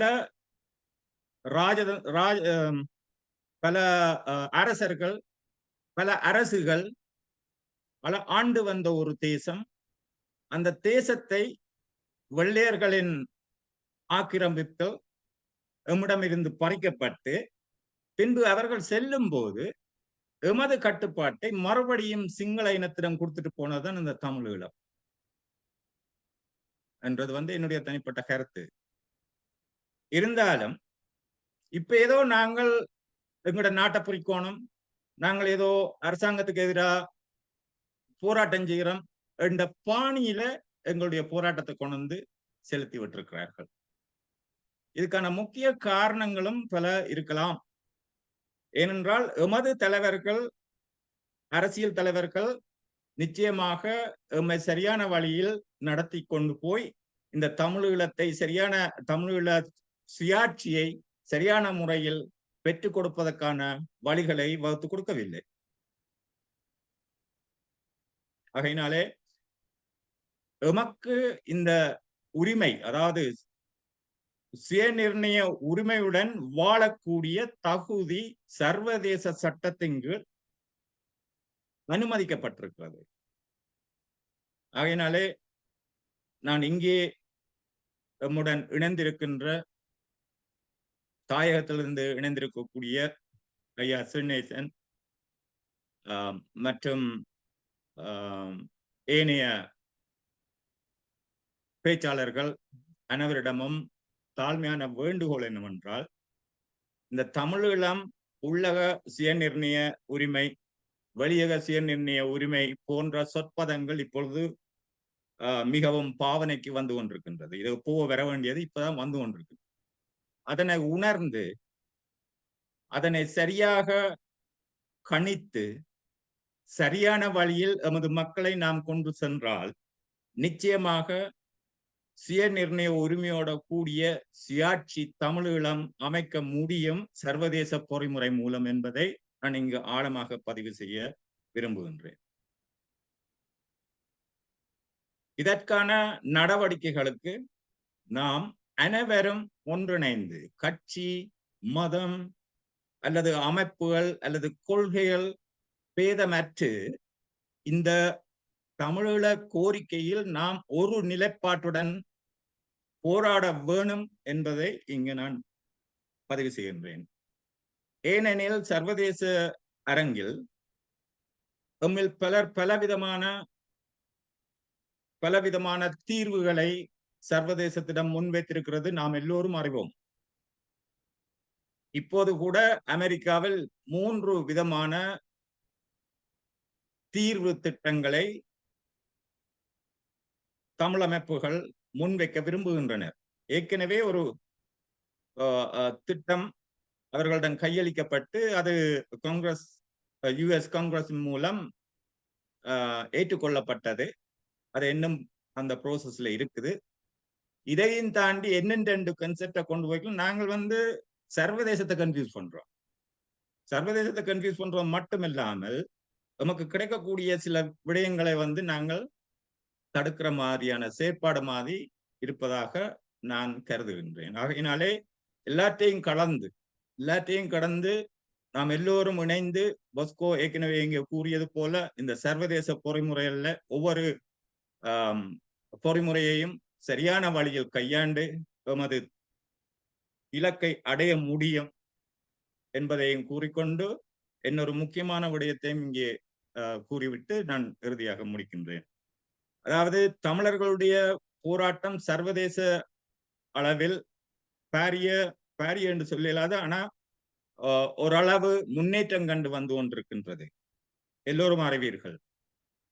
இந்த முன்னேற்றம் கண்டு வருகின்ற நேரத்தில் நாம் தமிழர்களாகிய ஈழத்தமிழர்களாகிய நாம் எமது ஒற்றுமையின் மூலம், எமது ஒருங்கிணைந்த செயற்பாட்டின் மூலம் இப்போ இருக்கக்கூடிய சூழ்நிலை, உலக சூழ்நிலை, உலக அரசியல் சூழ்நிலை, உலக போர் சூழ்நிலை போன்றவற்றை எமக்கு சாதகமாக பயன்படுத்தி எமது இலக்கை அடைய முடியும். நம்பிக்கையோடு இருக்கும்படி எல்லோரையும் கேட்டுக்கொள்கின்றோம். எனக்கு அந்த நம்பிக்கை இருக்கின்றது. அதே போன்று உங்களுக்கும் அந்த நம்பிக்கை இருக்கும் என்பதை நான் ஆழமாக உள்வாங்கிக் கொண்டு இருக்க வேணும் என்பதையும் கூறிக்கொண்டு நம்பிக்கையுடன் பயணிப்போம் என்று கேட்டுக்கொண்டு வாய்ப்பு தந்த பொஸ்கோ உலக தமிழர் இயக்கத்துக்கு நன்றியை கூறி உங்களிடம் விடைபெறுகிறேன். நன்றி, வணக்கம். நன்றி, மிக்க நன்றி தோழர். மிக தெளிவாக சொன்னீர்கள். சுய உரிமையை நிலைநிறுத்த வேண்டும். அதன் வழியாக நம்முடைய நிலத்தை, நம்முடைய பண்பாட்டை, நம்முடைய வாழ்க்கை முறையை முடிவு செய்வதற்கான ஒரு தன்னாட்சி தேவை என்பதை தெளிவாக பதிவு செய்தீர்கள். அதற்காக எல்லோருமே சாதி, மதம், இனம், நாடு அனைத்தையும் கடந்து ஒருங்கிணைந்து ஒற்றுமையோடு செயல்பட வேண்டும். அது செயல்படுவதற்கான வாய்ப்பும் வழியும் இருக்கிறது என்ற நம்பிக்கையோடு நாம் பயணிப்போம் என்று தெளிவாக சொல்லியிருக்கிறீர்கள். மிக்க நன்றி. உங்களுடைய உரைக்கும் உங்களுடைய நம்பிக்கைக்கும் எங்களுக்கு நம்பிக்கை ஊட்டியதாக நாம் பார்க்கிறோம். எனவே தொடர்ந்து நம்பிக்கை ஊட்டி நாளை நடைபயணம் செய்வோம். நம்முடைய வாழ்வு கண்டிப்பாக முன்னேறும் என்று கூறிக்கொள்கிறோம். நன்றி, மிக்க நன்றி. உங்களுடைய உரைக்கு மிக்க நன்றி. அடுத்ததாக நம்மிடையே உரையாற்றி இருக்கிற தோழர் தமிழ் நம்பியவர்கள் நம்மோடு உரையாற்ற இருக்கிறார்கள். வடி உரிமை போராளியாக இருந்து நம்மிடையே பல்வேறு பணிகளை செய்த திருமிகு தமிழ் நம்பி அவர்களை அன்போடு அழைக்கின்றேன். வாருங்கள். அனைவருக்கும் வணக்கம். கேக்குது. அனைவருக்கும் வணக்கம். இந்த சந்தர்ப்பத்தை தந்ததுக்கு நன்றி. எப்படி என்று சொன்னால், விடுதலை போராட்டத்தின் பாதையில 89ஆம் ஆண்டு கால பகுதியில் இருந்து நான் பயணித்துக் கொண்டிருக்கிறேன். அனைத்து போராட்ட களங்களிலும் பயணித்த ஒருவனாக 2009க்கு பின் சர்வதேசம், அதாவது ஐநா ஜெனிவா ஐநா மண்டலுக்கு முன்னால் ஒரு ஆர்ப்பாட்ட நிகழ்வுல கலந்து கொண்டான்.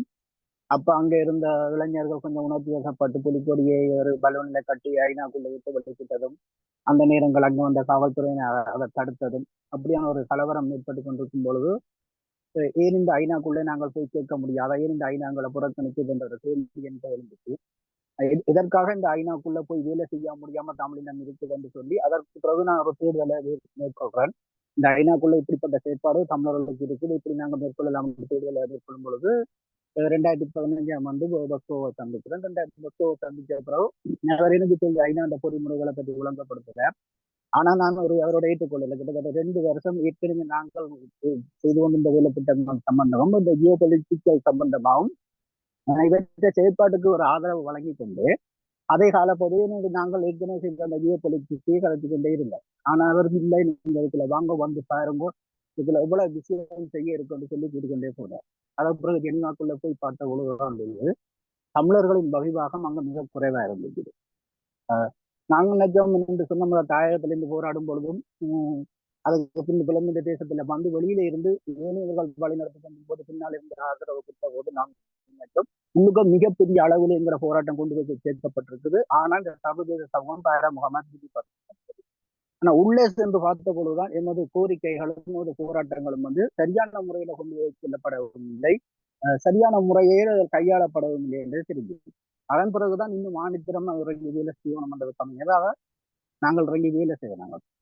அதன் அடிப்படையில் ஐக்கிய நடந்த ஜெனிவாவுள்ள மனித உரிமை கவுன்சில நாங்கள் தொடர்ச்சியாக வேலை செய்து கொண்டு இதே காலப்பகுதியில ஐரோப்பிய நாடுகள்ல விடுதலை போராட்டத்துக்கு ஏற்பட்ட தடையை பற்றி இவரோட வாதிக்கும் பொழுது அதுக்கும் அவர் சொன்னார், இல்லை அதையும் நாங்கள் சரியான முறையில வேலை செய்யல, அதுக்கும் வாங்க என்று சொல்லிவிட்டு திருப்பி ஐரோப்பிய பாராளுமன்றத்துக்குள்ளே எங்களை கூட்டிக் கொண்டு ஐரோப்பிய பாராளுமன்றத்துக்குள்ளே கூட்டிக் கொண்டு போகும்பொழுதுதான் தெரிஞ்சது எங்களோட விடுதலை போராட்டம் சார்ந்து ஐரோப்பிய பாராளுமன்றத்துல 98% எந்த ஒரு செயற்பாடும் நடைபெறும்.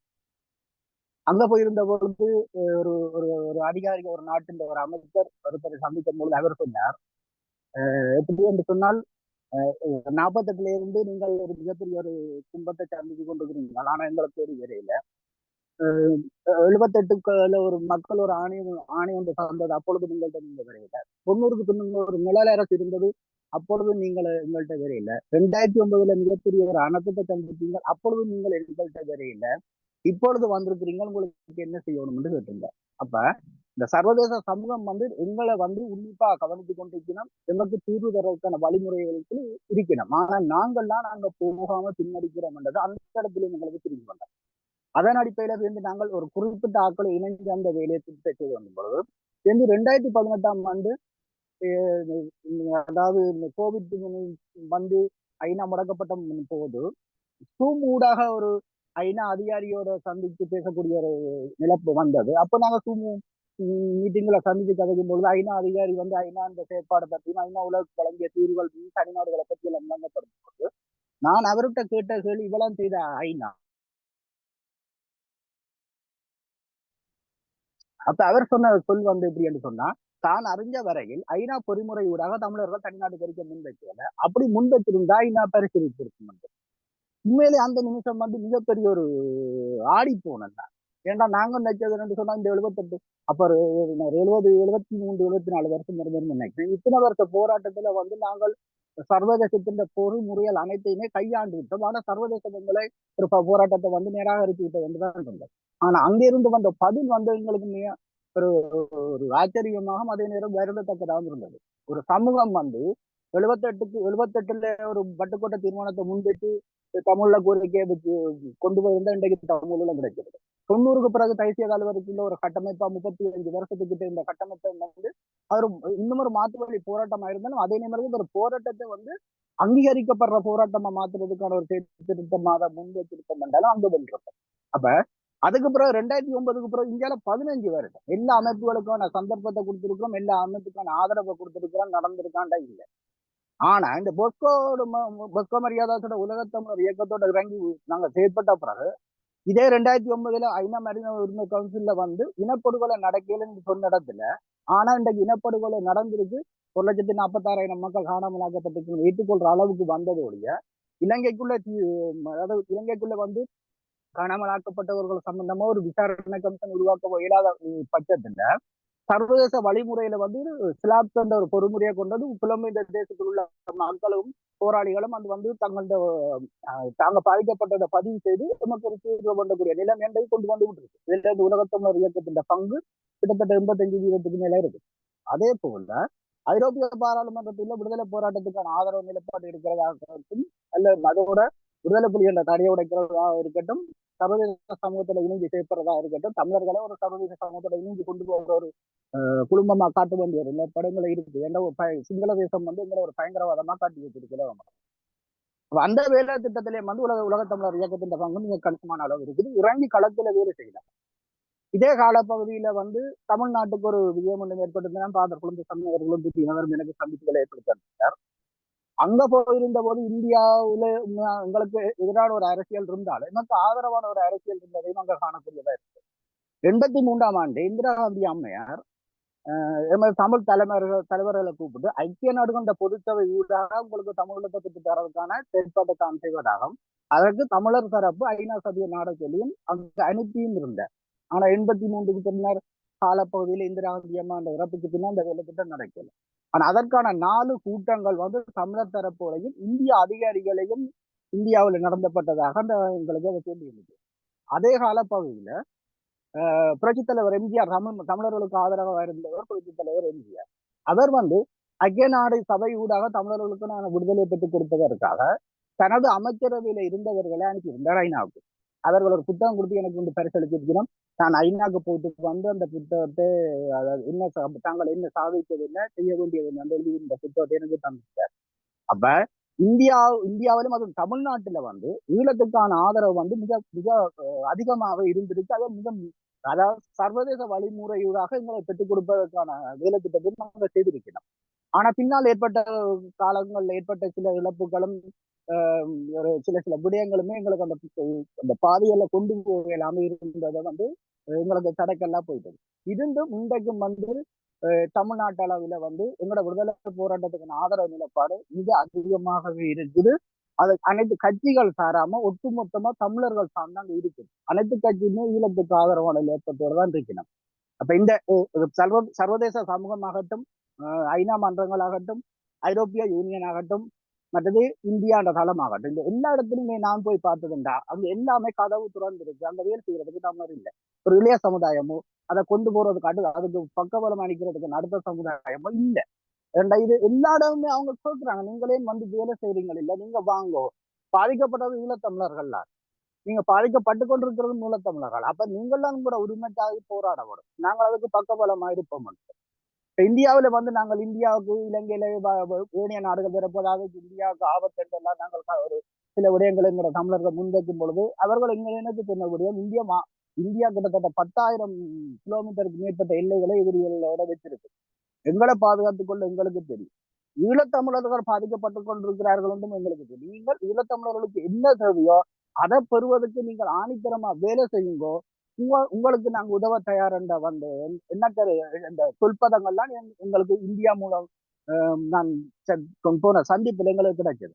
அதே நேரத்துல தற்பொழுது இப்ப வந்து ஒரு பொது கோட்பாடாக தமிழர் ஒருத்தர் நிறுத்தணும் என்ன ஒரு கோட்பாடு வந்து கொண்டிருக்குது. அதை வந்து இந்தியாவிலேயும் நான் பார்த்தேன், உலகத்திலேயும் பார்த்தேன். அவர்கள் எல்லாம் கேட்கிறார்கள் என்று சொன்னா, நீங்க ஒருங்கிணைந்து ஒரு சமூகமா நின்று கோரிக்கையை முன்வைங்கோ, ஒருங்கிணைந்து உங்களுக்குள்ள ஒருத்தரை வந்து கொண்டு வந்து முன்வழிங்க, அதன் ஊடாக சர்வதேச சமூகத்திட்ட உங்களோட கோரிக்கையில முன்வச்சு நகர்த்துங்கன்னு சொல்லி கொண்டிருக்கிறார். அப்ப உலகம் வந்து எங்களை எதிர்பார்த்து கொண்டிருக்குது. நாங்கள் எப்படி செயற்படுகின்றோம், எப்படியான கோரிக்கைகளை முன்வைக்கின்றோம், எதனூடாக எதை பெற்றுக் கொள்ள போகிறோம் என்று உலகம் எதிர்பார்த்து கொண்டது. எனவே துறந்திருக்கின்ற சர்வதேச வாசல் கதவுகள், அதாவது சுயநிர்ணய உரிமை பற்றி கண்டிக்கின்ற உலக சுயநிர்ணய பாதிக்கப்படுகின்ற போது வெளியுலக சுயநிர்ணய உரிமை மூலம் அதை பெற்றுக் கொள்ளுகிற வழிமுறை இருக்கு. இந்த காலகட்டம் வந்து அதற்கான வழிமுறை உலகத்தில் உள்ள தமிழர்கள் அனைவரும் இணைந்து வந்து உலகத்தமிழர் இயக்கத்தோட இணைந்து செயற்பட்டுக் கொண்டிருந்தீர்கள் என்று சொன்னால் இதை சாத்தியமாக்கலாம். ஏற்கனவே 78ல நாங்கள் விட்ட தவறு, 90கள்ல நாங்கள் விட்ட தவறு, 2009 விட்ட தவறோட திருப்பவும் இந்த 2024 அந்த தவறு செய்ய போறோமா, அல்லது இந்த சர்வதேச பொறிமுறைகளையும் வழிமுறைகளையும் கையாண்டு எமக்கான தீர்வை பெற்றுக் கொள்ள போகிறோமான்றதுதான் இந்த இடத்துல கேள்வி. உண்மையிலே இது தமிழர்களின் இப்பொழுது இருக்கிற உலகத்தின் பாதையின் பாதி பார்க்கும்போது தமிழர்கள்லாம் அவர்களுக்கான தீர்வை பெறுவதற்கு தயாராக இல்லை. உலகம் பிறந்திருக்கு. நான் நேரடியாக தமிழர்கள் மீது அந்த குற்றச்சாட்டை வைக்கிறேன். ஏன்னா நான் இந்த உலகத்தோட பேசிக்கொண்டோம், உலகத்தின் அனைத்து அமைப்புகளோட பேசுகிறோம், அதிகாரிகளோட பேசுகிறோம், மனித உரிமை செயற்பாட்டாளரோடு பேசுகிறோம். அவர்கள் கேட்பதால நீங்கள் வந்து வேலை செய்யாமல், நீங்கள் வந்து கேட்காம நாங்கள் எப்படி பெற்று தருவது, நாங்கள் எப்படி இறங்கி வேலை செய்வது என்று கேட்கிறார். எனவே தமிழர்களுக்கு இந்த ஒரு கோரிக்கையை முன்வைக்கிறேன். அப்போது அந்த நாடாளுமன்ற உறுப்பினர் ஒருத்தர் சொல்லி இருந்தார், கிழக்குல வந்து பறிபோகிறதை பற்றி. அங்க உள்ள சிவில் சமூக அமைப்புகள், மத அமைப்புகள், பாடசாலை நிர்வாகங்கள் எங்களோட உலகத்தமிழர் இயக்கத்தோட தொடர்பு கொண்டால் சர்வதேச வழிமுறையை ஊராக அதை தடுப்பதற்கும் அங்கே நடக்கின்ற இந்த ஆக்கிரமிப்புகள் அழிப்புகளை சர்வதேசத்துக்கு கொண்டு போய் அதுக்கோட தீர்வை கிடைப்பதற்கு உலகத்தமிழர் இயக்கம் இன்றைக்குமே வேலை செய்யும். எனவே இதை வந்து தொடர்ச்சியாக நாங்கள் வலியுறுத்தி கொண்டிருக்கிறோம். நீங்கள் வெறுமனையே அதை ஒரு சொல்லாக கடந்து போகாம செயலாக வந்தால் தான் இந்த சர்வதேசத்தை நாங்கள் பயன்படுத்தி எங்களை தீர்வு பெறலாம். எனவே இந்த சந்தர்ப்பத்தை நம்பிக்கை நன்றி கூறி இந்த வழிமுறைகளை தயவு செய்து இதுக்கு முதல் நாங்கள் விட்ட தவறுகளை திறந்து விடாமல் இப்ப இருக்கிற வழிமுறைகளை கையாள மட்டும் கேட்டுக் கொள்கிறேன். நன்றி. நன்றி நன்றி, மிக்க நன்றி. மிக தெளிவாக சொன்னீர்கள். உலகத்தில் பல்வேறு பொறிமுறைகள் இருக்கிறது. அந்த பொறிமுறைகளை நாம் தான் அணுக வேண்டும், பயன்படுத்த வேண்டும், நாம் தான் கேட்க வேண்டும். அப்பொழுதுதான் அவர்கள் செவி மடுப்பார்கள், நம்மோடு இணைந்து பயணிப்பார்கள். எனவே மற்றவர்களை இணைந்து பயணிப்பதற்கு நாம் முதலில் குரல் எழுப்ப வேண்டும், அவர்களிடம் நாம் போய் கேட்க வேண்டும், கோரிக்கைகளை எழுப்ப வேண்டும் என்று தெளிவாக சொன்னீர்கள். கண்டிப்பாக இது உலக தமிழர் இயக்கமானது செயல்படுத்தும் என்ற ஒரு நம்பிக்கையும் நீங்கள் தந்திருக்கிறீர்கள். எனவே உங்களுக்கு இந்த நேரத்தில் இங்கு கலந்து கொண்டிருக்கின்ற அனைவர் சார்பாக நன்றியை நான் தெரிவித்துக் கொள்கிறேன். அடுத்து நிறைவாக நம்மோடு ஒரு நிறைவுரை ஆற்ற இருக்கின்ற நம்முடைய மனித உரிமை போராளியாக இருந்து செயல்படுகின்ற முனைவர் லட்சுமி மோகன் அவர்களை நான் அன்போடு அழைக்கின்றேன். இந்த இதுவரை பேசிய நபர்களுடைய தன்னுடைய அனுபவத்தில் அவர் சந்திக்கின்ற பிரச்சனைகளை அல்லது கேட்ட செய்திகளை, என்ன ஒரு வழிமுறை உருவாக்கினால் இந்த ஈழத் தமிழருடைய உரிமை மீட்டெடுக்கப்படும், ஒரு தன்னாட்சி பெற முடியும், அதற்காக நம்ம வெளியில உலக நாடுகளில் இருக்கக்கூடிய அந்த பொறிமுறைகளை எவ்வாறு பயன்படுத்தலாம் என்று நமக்கு ஒரு நிறைவுரை ஆற்றுவதற்காக வந்திருக்கிறார்கள். எனவே அவர்களை நான் அன்போடு வரவேற்கிறேன் நிறைவுரை ஆற்றுவதற்காக. வாருங்கள். நன்றி நன்றி ஐயா. ஐயா, என்னுடைய குரலுக்கு தெளிவா கேக்குதுங்களா? கேக்குது. ரொம்ப நன்றிங்க ஐயா, நன்றிங்க ஐயா.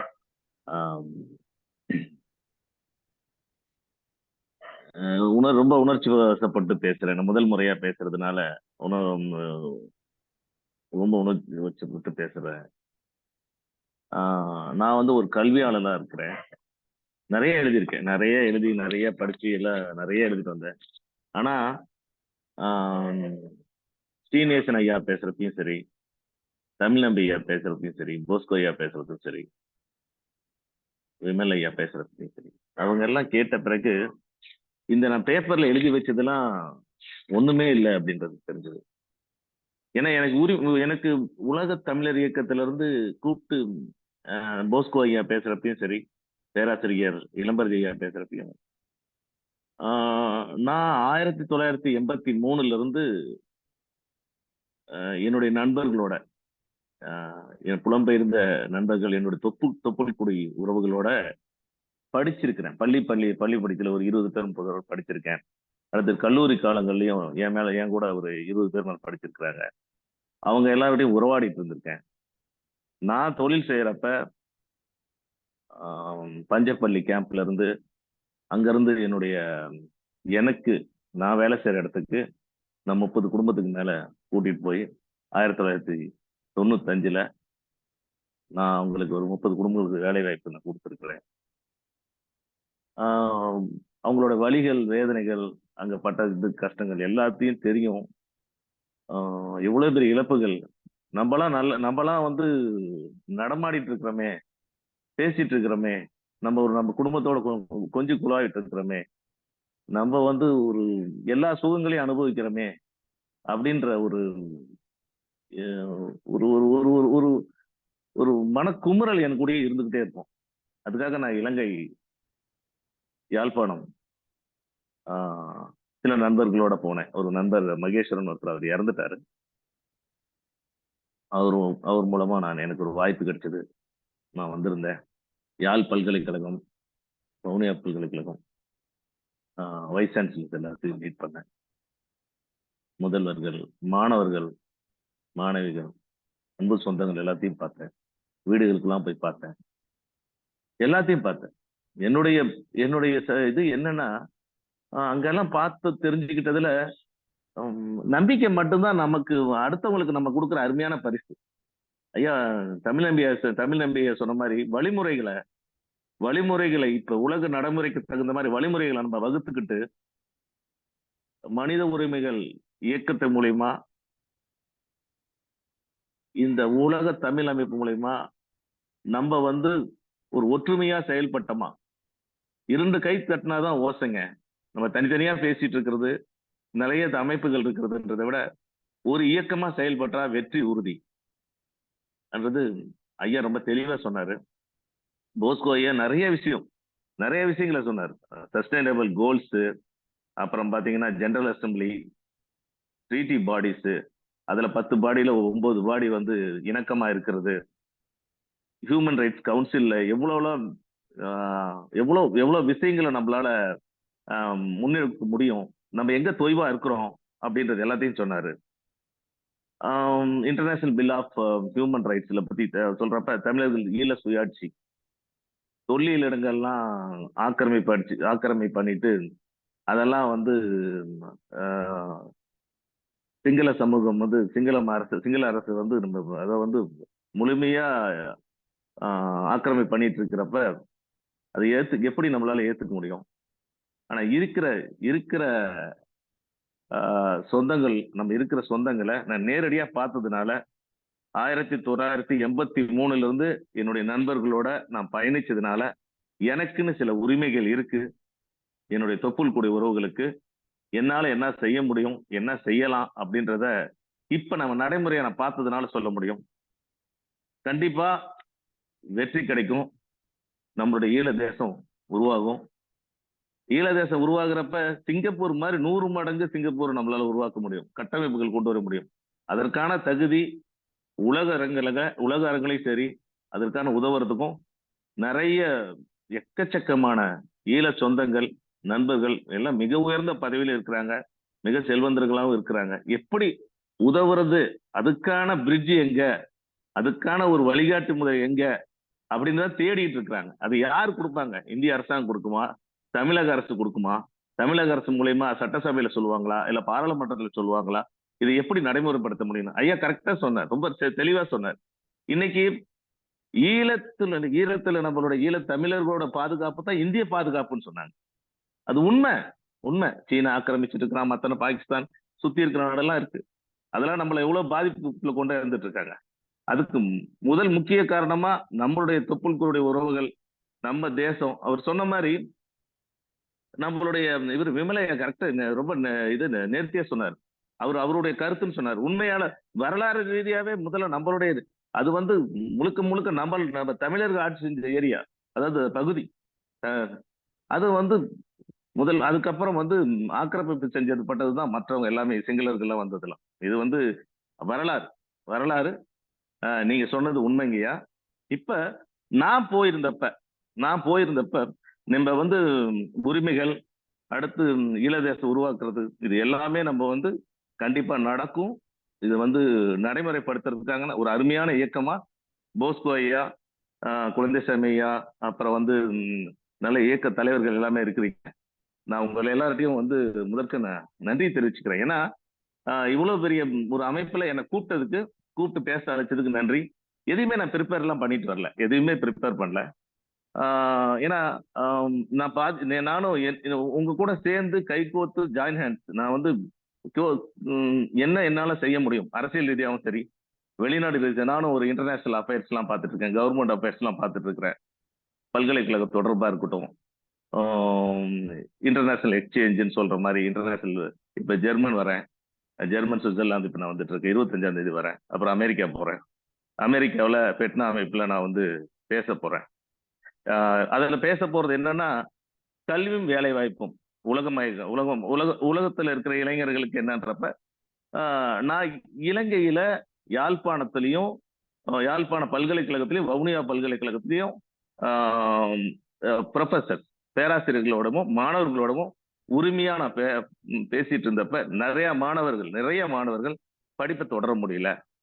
அடுத்தது அவங்களோட ஸ்கில்ஸ் இல்ல, அப்புறம் வந்து பாத்தீங்கன்னா நியூ டெக்னாலஜிஸ் இல்ல, கம்யூனிகேஷன் ஸ்கில்ஸ் இல்ல, அடுத்தவங்க வேலை வாய்ப்புக்கு என்ன, ஆண்டர்பிரினர்ஷிப்க்கு என்ன, அப்புறம் சிலவங்களாம் ட்ரக்ஸுக்குலாம் அடிமையாயிரவங்க. அந்த மாணவர்கள் நான் நேரடியா நானே பார்த்தா சந்திச்சேன், அறிவுரை கூறினேன். அதுக்கப்புறம் சில வீடுகள்லாம் போனேன், பங்க்ல இருந்த வீடுக்கெல்லாம் போனேன். மூளை ஹாஸ்பிட்டல் அதனுடைய புரிந்துணர்வு ஒப்பந்தம் பண்ணியிருக்கிறோம், எங்களுடைய பல்கலைக்கழகம் மூலமா பண்ணியிருக்கோம். அப்புறம் சில படிக்கிறவங்களுக்குலாம் சிலவங்களுக்குலாம் உதவி பண்ணியிருக்கேன். நான் அது எல்லாமே அது ஒரு பெரிய, அதை பத்தி பேசணும்னா ஒரு தனி அத்தியாயம் வேணும் எனக்கு.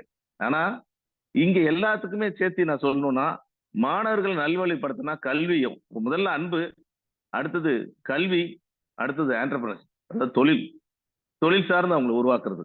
அதுக்கான என்ன அப்படின்றப்ப நான் வாயால வந்து மட்டும் பேசிட்டு போறவன் கிடையாதுங்க. உங்க எல்லாருக்கும் நான் வெளிப்படையா நான் சொல்லிக்கிறேன்.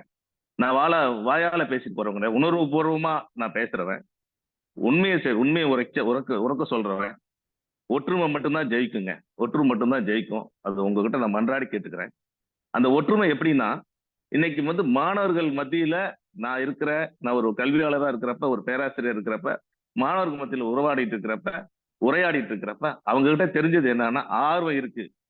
அதை யாரு சொல்லி கொடுக்க போறாங்க, அதை யாரு முன்னெடுக்க போறாங்க, அங்க போய் யாரு உறவாடி அவங்க கிட்ட பேசி என்ன செய்ய முடியும்னு பாருங்க. ஒரு சில நிறுவனங்கள், அங்க இருக்கிற நிறுவனங்கள்கிட்ட பேசி 5 மாணவர்களை படிச்சு முடிச்சவங்களுக்கு அவங்களுக்கு மெடிக்கல் ஸ்கிரைபிங், மெடிக்கல் கோடிங் எல்லாம் கத்துக் கொடுத்து அவங்களுக்கு வேலை வாய்ப்பு கொடுக்கலாம்னு சொல்லி வல்ச்சர் லைன்ஸ்ன்ற ஒரு கம்பெனியோட புரிந்துணர்வு பத்தி இப்ப நாங்க எடுத்திருக்கோம். அந்த மாணவர்கள் பேர் நான் சொல்ல விரும்பல. அதை எடுத்து அவங்க வந்து வேலை செஞ்சுட்டு இருக்கிறாங்க. நாங்க வந்து தைரியமா உள்ள வந்து ஒரு கம்பெனியோட புரிந்துணர்வு ஒப்பந்தம் பண்ணி அங்க இருக்கிற வேலை வாய்ப்புகளை உருவாக்கணும். மாணவர்கள் மத்தியில ஒரு தைரியத்தை கொடுக்கணும்.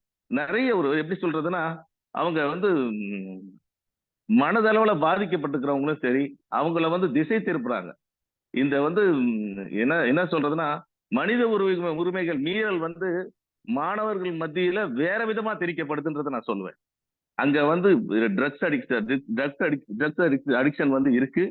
அது வந்து கண்டிப்பா என்னுடைய சொந்தங்கள் நீங்க ஒத்துக்குவீங்கன்னு நினைக்கிறேன். சில மாணவர்களோட நேரடியாவே நான் தொடர்பு கொண்டு பேசினேன்.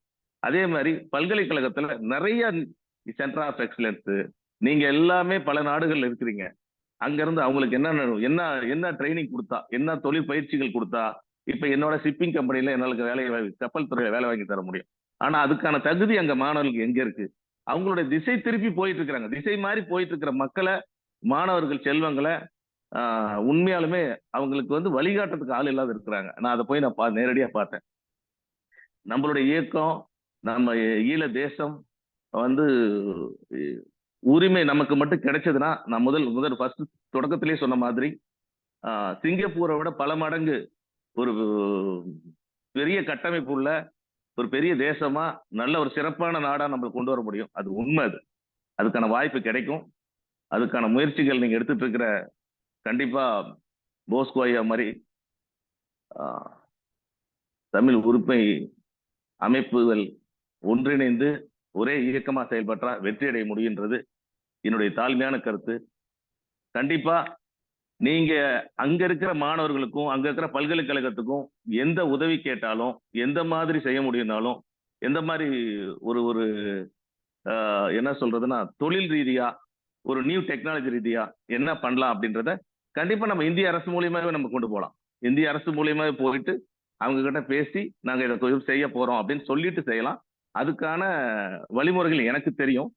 கண்டிப்பா நம்ம இதை நீங்க எல்லாம் ஒற்றுமையா இருந்து ஒரு நல்ல ஒரு ஒத்துழைப்பு கொடுக்குறப்ப இந்த மாணவர்கள் மத்தியில அங்க இருக்கிறதுக்கு ஒரு ஊக்கம் கொடுத்து நல்ல ஒரு அவங்களை ஒரு நல்ல வழிகாட்டலாம். நிறைய ஆண்டர்பிரனர்ஸ் தொழில் முனைவர்களை உருவாக்கலாம். அதே மாதிரி வேலை வாய்ப்புகளை உருவாக்கலாம். இந்த இயக்கம் வெற்றி பெறுவது நிச்சயம், சத்தியம். எனக்கு வாய்ப்பு கொடுத்த அனைவருக்கும் நன்றி ஐயா. நன்றிங்க ஐயா. நன்றி, நன்றி, மிக்க நன்றி முனைவர் அவர்களே. தெளிவாக சொன்னீர்கள். இது ஒரு இயக்கமாக, எல்லா இயக்கங்களும் சேர்ந்து ஒரு இயக்கமாக மாறி செயல்பட வேண்டும் என்று சொன்னீர்கள். கண்டிப்பாக ஈழம் உருவாகும் என்று சொன்னீர்கள். அதற்கு பல்வேறு குறிமுறைகளை நாம் சரியாக பயன்படுத்தி செயல்பட வேண்டும் என்றும் சொன்னீர்கள். மிக்க நன்றி. உங்களுடைய ஒத்துழைப்புக்கும் உங்களுடைய உதவி கரத்திற்கும் மிக்க நன்றி. ஏனென்றால் நீங்கள் இதை வலுப்படுத்துவதற்கு உங்களால் முடிந்த அனைத்து உதவிகளையும் செய்கிறீர்கள். அதற்காக உங்களுக்கு நான் இந்த நேரத்தில் நன்றியை நான் தெரிவித்துக் கொள்கிறேன்.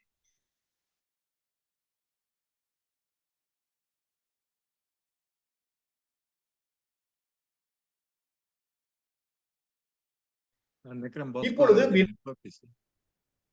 இங்க பேசியிருக்கக்கூடிய அனைத்து நபர்களிடம் உங்களுடைய வினாக்களை கேட்க இருந்தீர்கள் என்று சொன்னால் உங்களுடைய கரங்களை உயர்த்துங்கள். உங்களுடைய பெயருக்கு நேராக நான் அழைக்கின்றேன். உங்களுடைய பெயரை நான் அழைக்கின்றேன். நீங்கள் உங்களுடைய வினாக்களை எழுப்பலாம். சுருக்கமாக நேரம், அதாவது நீங்க நிறைய பேச வேண்டியதில்லை. இது ஒரு தெளிவுக்காகவும் அல்லது உங்களுடைய கருத்து சொல்றதுக்கு சுருக்கமாக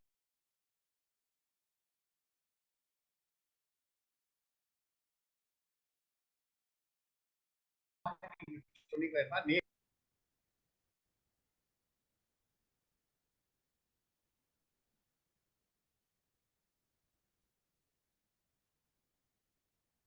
क्वेश्चन ஒன்றும் இல்லைன்னா முடிக்கலாம். நாங்க பாருங்க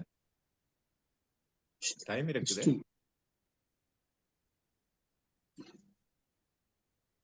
ஸ்ரீநேசன் ஐயா ஏதோ சொல்ல முயற்சிக்கின்றார்.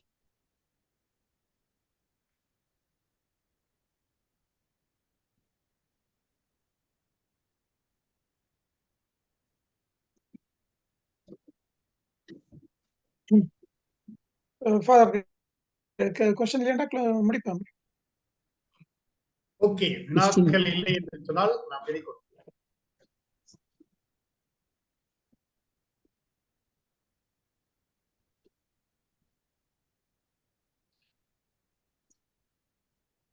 மிக்க நன்றி, எல்லோருக்குமே மிக்க நன்றி. இந்த குறிப்பாக இந்த கருத்தாளர்களுக்கு நான் நன்றி தெரிவித்துக் கொள்கிறேன். என்றால் திருமிகு போஸ்கோ அவர்கள், மேனாள் நாடாளுமன்ற உறுப்பினர் ஸ்ரீநேசன் அவர்கள், திருமிகு விமல், திருமிகு தமிழ் நம்பி, முனைவர் லட்சுமி மோகன் அவர்களுக்கும் இந்த நேரத்தில் நான் நன்றி தெரிவித்துக் கொள்கிறேன். தெளிவாக சொல்லியிருக்கிறார்கள். நாம ஒரு ஈழத்தை ஒரு தன்னாட்சியோடு சுய நிர்ணய உரிமையோடு ஒரு ஈழ மண்ணை வென்றெடுக்க வேண்டும் என்று சொன்னால் ஒற்றுமை மிக அவசியம். எல்லோருமே இணைந்து பணியாற்ற வேண்டும். அதற்கு இந்தியாவும் தமிழ்நாடும் உறுதுணையாக இருக்கும். அதே போல பன்னாட்டு பொறிமுறைகளை நாம் பயன்படுத்தி செயல்பட வேண்டும் என்று சொல்லி நீங்கள் நல்ல முறையில் எங்களை சிந்திக்க வைப்பதற்கும் அதோடு உங்களுடைய ஒத்துழைப்பை நீங்கள் நல்கியிருக்கிறீர்கள். அதற்காகவும் இந்த நேரத்தில் நான் நன்றியை தெரிவித்துக் கொள்கிறேன். கருத்தாளர்கள் அனைவருக்கும், இங்கு கலந்து கொண்டிருக்க அனைத்து நபர்கள் சார்பாக நான் உங்களுக்கு நன்றியை நான் உரித்தாக்கிக் கொள்கிறேன். அதோடு இந்த கூட்டத்தில் கலந்து கொண்டு பல்வேறு கருத்துக்களை இவ்வளவு நேரம், ஏறக்குறைய 1.5 மணி நேரம் எங்களோடு இணைந்து இந்த கருத்தை உள்வாங்கி இருக்கிறீர்கள். இது செயல் வடிவம் பெறுவதற்கு நாம் ஒரு விழுதுகளாக இருந்து செயல்பட வேண்டும். ஒரு வேர்களாக இருந்து நாம் பயணிக்க வேண்டும். எனவே அதில் எந்த மாற்றம் இல்லாமல் நாம் செயல்பட வேண்டும் என்று சொல்லி நாம் உறுதியாக இருப்போம். கொஞ்சம் மியூட்டா இருந்ததால தமிழர் இயக்கத்தினுடைய தோழர் திருமிக போஸ்கோ அவர்களுக்கு இந்த நேரத்தில் நான் நன்றியை தெரிவித்துக் கொள்கிறேன். அதோடு அவரோடு கேள்வி கேட்க போறாரு, மைக் ஆன் பண்ணி இல்லாம இருந்தது.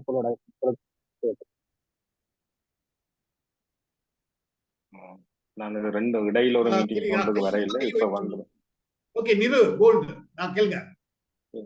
இடையில மீட்டிங் கடைசியா நடந்த மீட்டிங் வர முடியல, கொஞ்சம் பிஸி ஆயிட்டு இந்த மீட்டிங்குள்ள இருந்தேன். எங்களுக்கு இந்த இளைய சமுதாயத்துக்கு அந்த ஐநாட சட்டங்கள் சம்பந்தமான விஷயங்கள் சம்பந்தமா ஒரு சின்ன செமினார் ஒன்று செய்யறதுக்கு உலகத்தமிழர் இயக்கத்தில் இருந்து செய்யணும். இலங்கையில எங்களுக்கு அது கொஞ்சம் சில புதிய யங் ஜென்ரேஷனுக்கு ஹெல்ப்பா இருக்கும். ஒரு சின்ன ஒரு செஷன் வந்து உங்களுக்கு கிடைக்கிற டைம்ல ஒரு குறிப்பிட்ட ஒரு 45 மினிட்ஸ் செஷனாவே தந்தீங்கன்னா அது சம்பந்தமான ஒரு விழிப்புணர்வு வச்சுக்கொண்டு நாங்கள் மற்றாக்களுக்கு ஒரு பிரச்சாரத்தை செய்வது ஈஸியா இருக்கும். அதுக்கு ஒரு வழிவகுத்து தாடுறது எங்களுக்கு வேண்டாம். இது எங்களுக்கு ஏற்கனவே நான் கேட்டிருந்த விஷயம் தான். இதோட நான் 2வது தடவை நான் வந்திருக்கேன். முதல்ல நாங்கள் வேற எங்களுக்கு சந்தர்ப்பம் தெளிவும் இல்லை. இப்ப நான் 2-3 பேரை இன்வைட் பண்ணியிருக்கேன். அப்ப அது சம்பந்தம் வரதுக்கு இருக்காங்க. அடுத்த எங்களோட இருக்கிற ஒவ்வொரு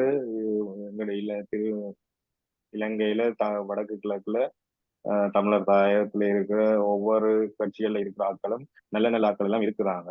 அவங்களை நாங்க ஐடென்டிஃபை பண்ணி அவங்களுக்கு ஒரு தெளிவை கொடுக்கறதுக்கு ஒரு குட்டி செஷன், ஒரு குறிப்பிட்ட அளவு செஷன் ஸ்பெஷலா ஆர்கனைஸ் பண்ணி நான் தருவேன்.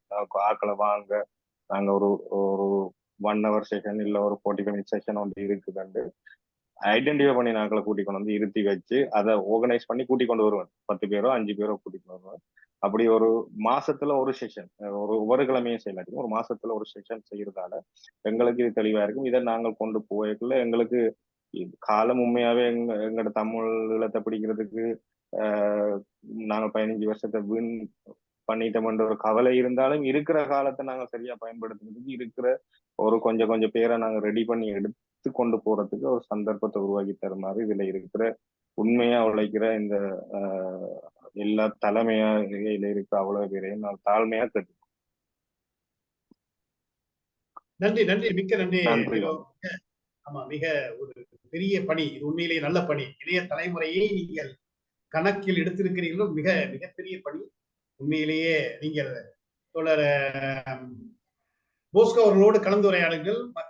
மற்ற ஏற்பாடுகளை நீங்கள் கண்டிப்பாக செய்யலாம். நன்றி, உங்களுடைய உதவிக்கு மிக்க நன்றி. நன்றி நன்றி. நிறுவுக்கு வணக்கம். நீங்கள் அந்த ஒழுங்கமைப்பை செய்யணும். நாங்கள் உங்களுக்கு எப்ப நீங்கள் சொன்னீங்கன்னு சொன்னா நன்றி. நான் உங்களுக்கு அதுக்கு ஒழுங்கு பண்ணி அதை செய்யக்கூடிய ஒழுங்கு பண்ணிட்டேன். தொடர்ச்சியாக நடத்தலாமா, கட்டாயம் செய்யப்பட வேண்டியது கரெக்டாக நாங்களும் எதிர்பார்க்கிறோம். இப்போ நீங்கள் அந்த ஒழுங்கமைப்பை செய்யணும். நீங்கள் பாடசாலை மட்டும் இருந்தாலும் சரி, வழிபாட்டு தலங்கள் இருந்தாலும் சரி, வேற மன்றங்கள், சனசமூக நிலையங்களும் சொல்லி எல்லா துறைகளிலும் செய்யணும். அது நல்லது. அப்பதான் எல்லாருமே மனிதர்களை சார்ந்து சிந்திக்கவும் செயற்படவும் பார்த்தா சிங்கள தேசம் இதை கொண்டு வந்து இன்னும் எல்லா சமூகத்திட்ட நீங்க போங்க, எல்லாரும் கொண்டு வாங்க. முடிஞ்ச அளவுக்கு நாங்கள் ஆதரவு உலகத்தை நிறைய தொடர்ச்சியா செயற்படும். இளைஞர்களை ஊக்கப்படுத்துறது எந்த நிகழ்வா இருந்தாலும் எனக்கு தகவல் சொல்லுங்க.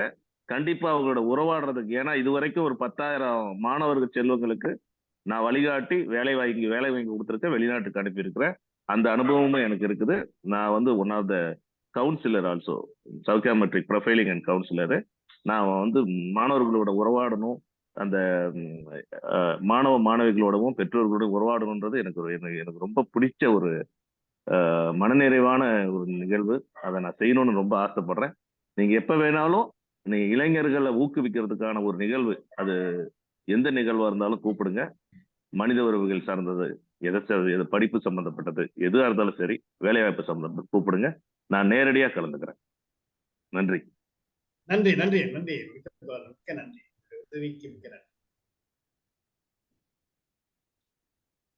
ஓகே, வேற ஏதாவது இல்லைன்னா நினைவுக்கு வந்துருவோம். கண்டிப்பாக மீண்டும் ஒரு முறை எல்லோருக்குமே நான் நன்றியை தெரிவித்துக் கொள்கிறேன். தொடருவோம், இணைந்து பயணிப்போம். ஏன்னா இணைந்து பயணிக்கின்ற பொழுதுதான் இயக்கங்கள் உருவாகும், இயக்கம் உருவாகும், இயக்க தன்மையும் உருவாகும். எனவே அப்படிப்பட்ட ஒரு சூழ்நிலையில் நாம் இணைந்து பயணிப்போம். உண்மையிலேயே இப்ப இந்த கூட்டத்துல நிறைய பேர் நிரு கோல்டும் சரி, தமிழம்பியும் சரி, முனைவர் லட்சுமி மோகனும் சரி, ரொம்ப தெளிவாக அந்த உதவி கரத்தை நீட்டி இருக்கிறார், இணைந்து பயணிப்பதற்கு முன் வந்திருக்கிறார்கள்.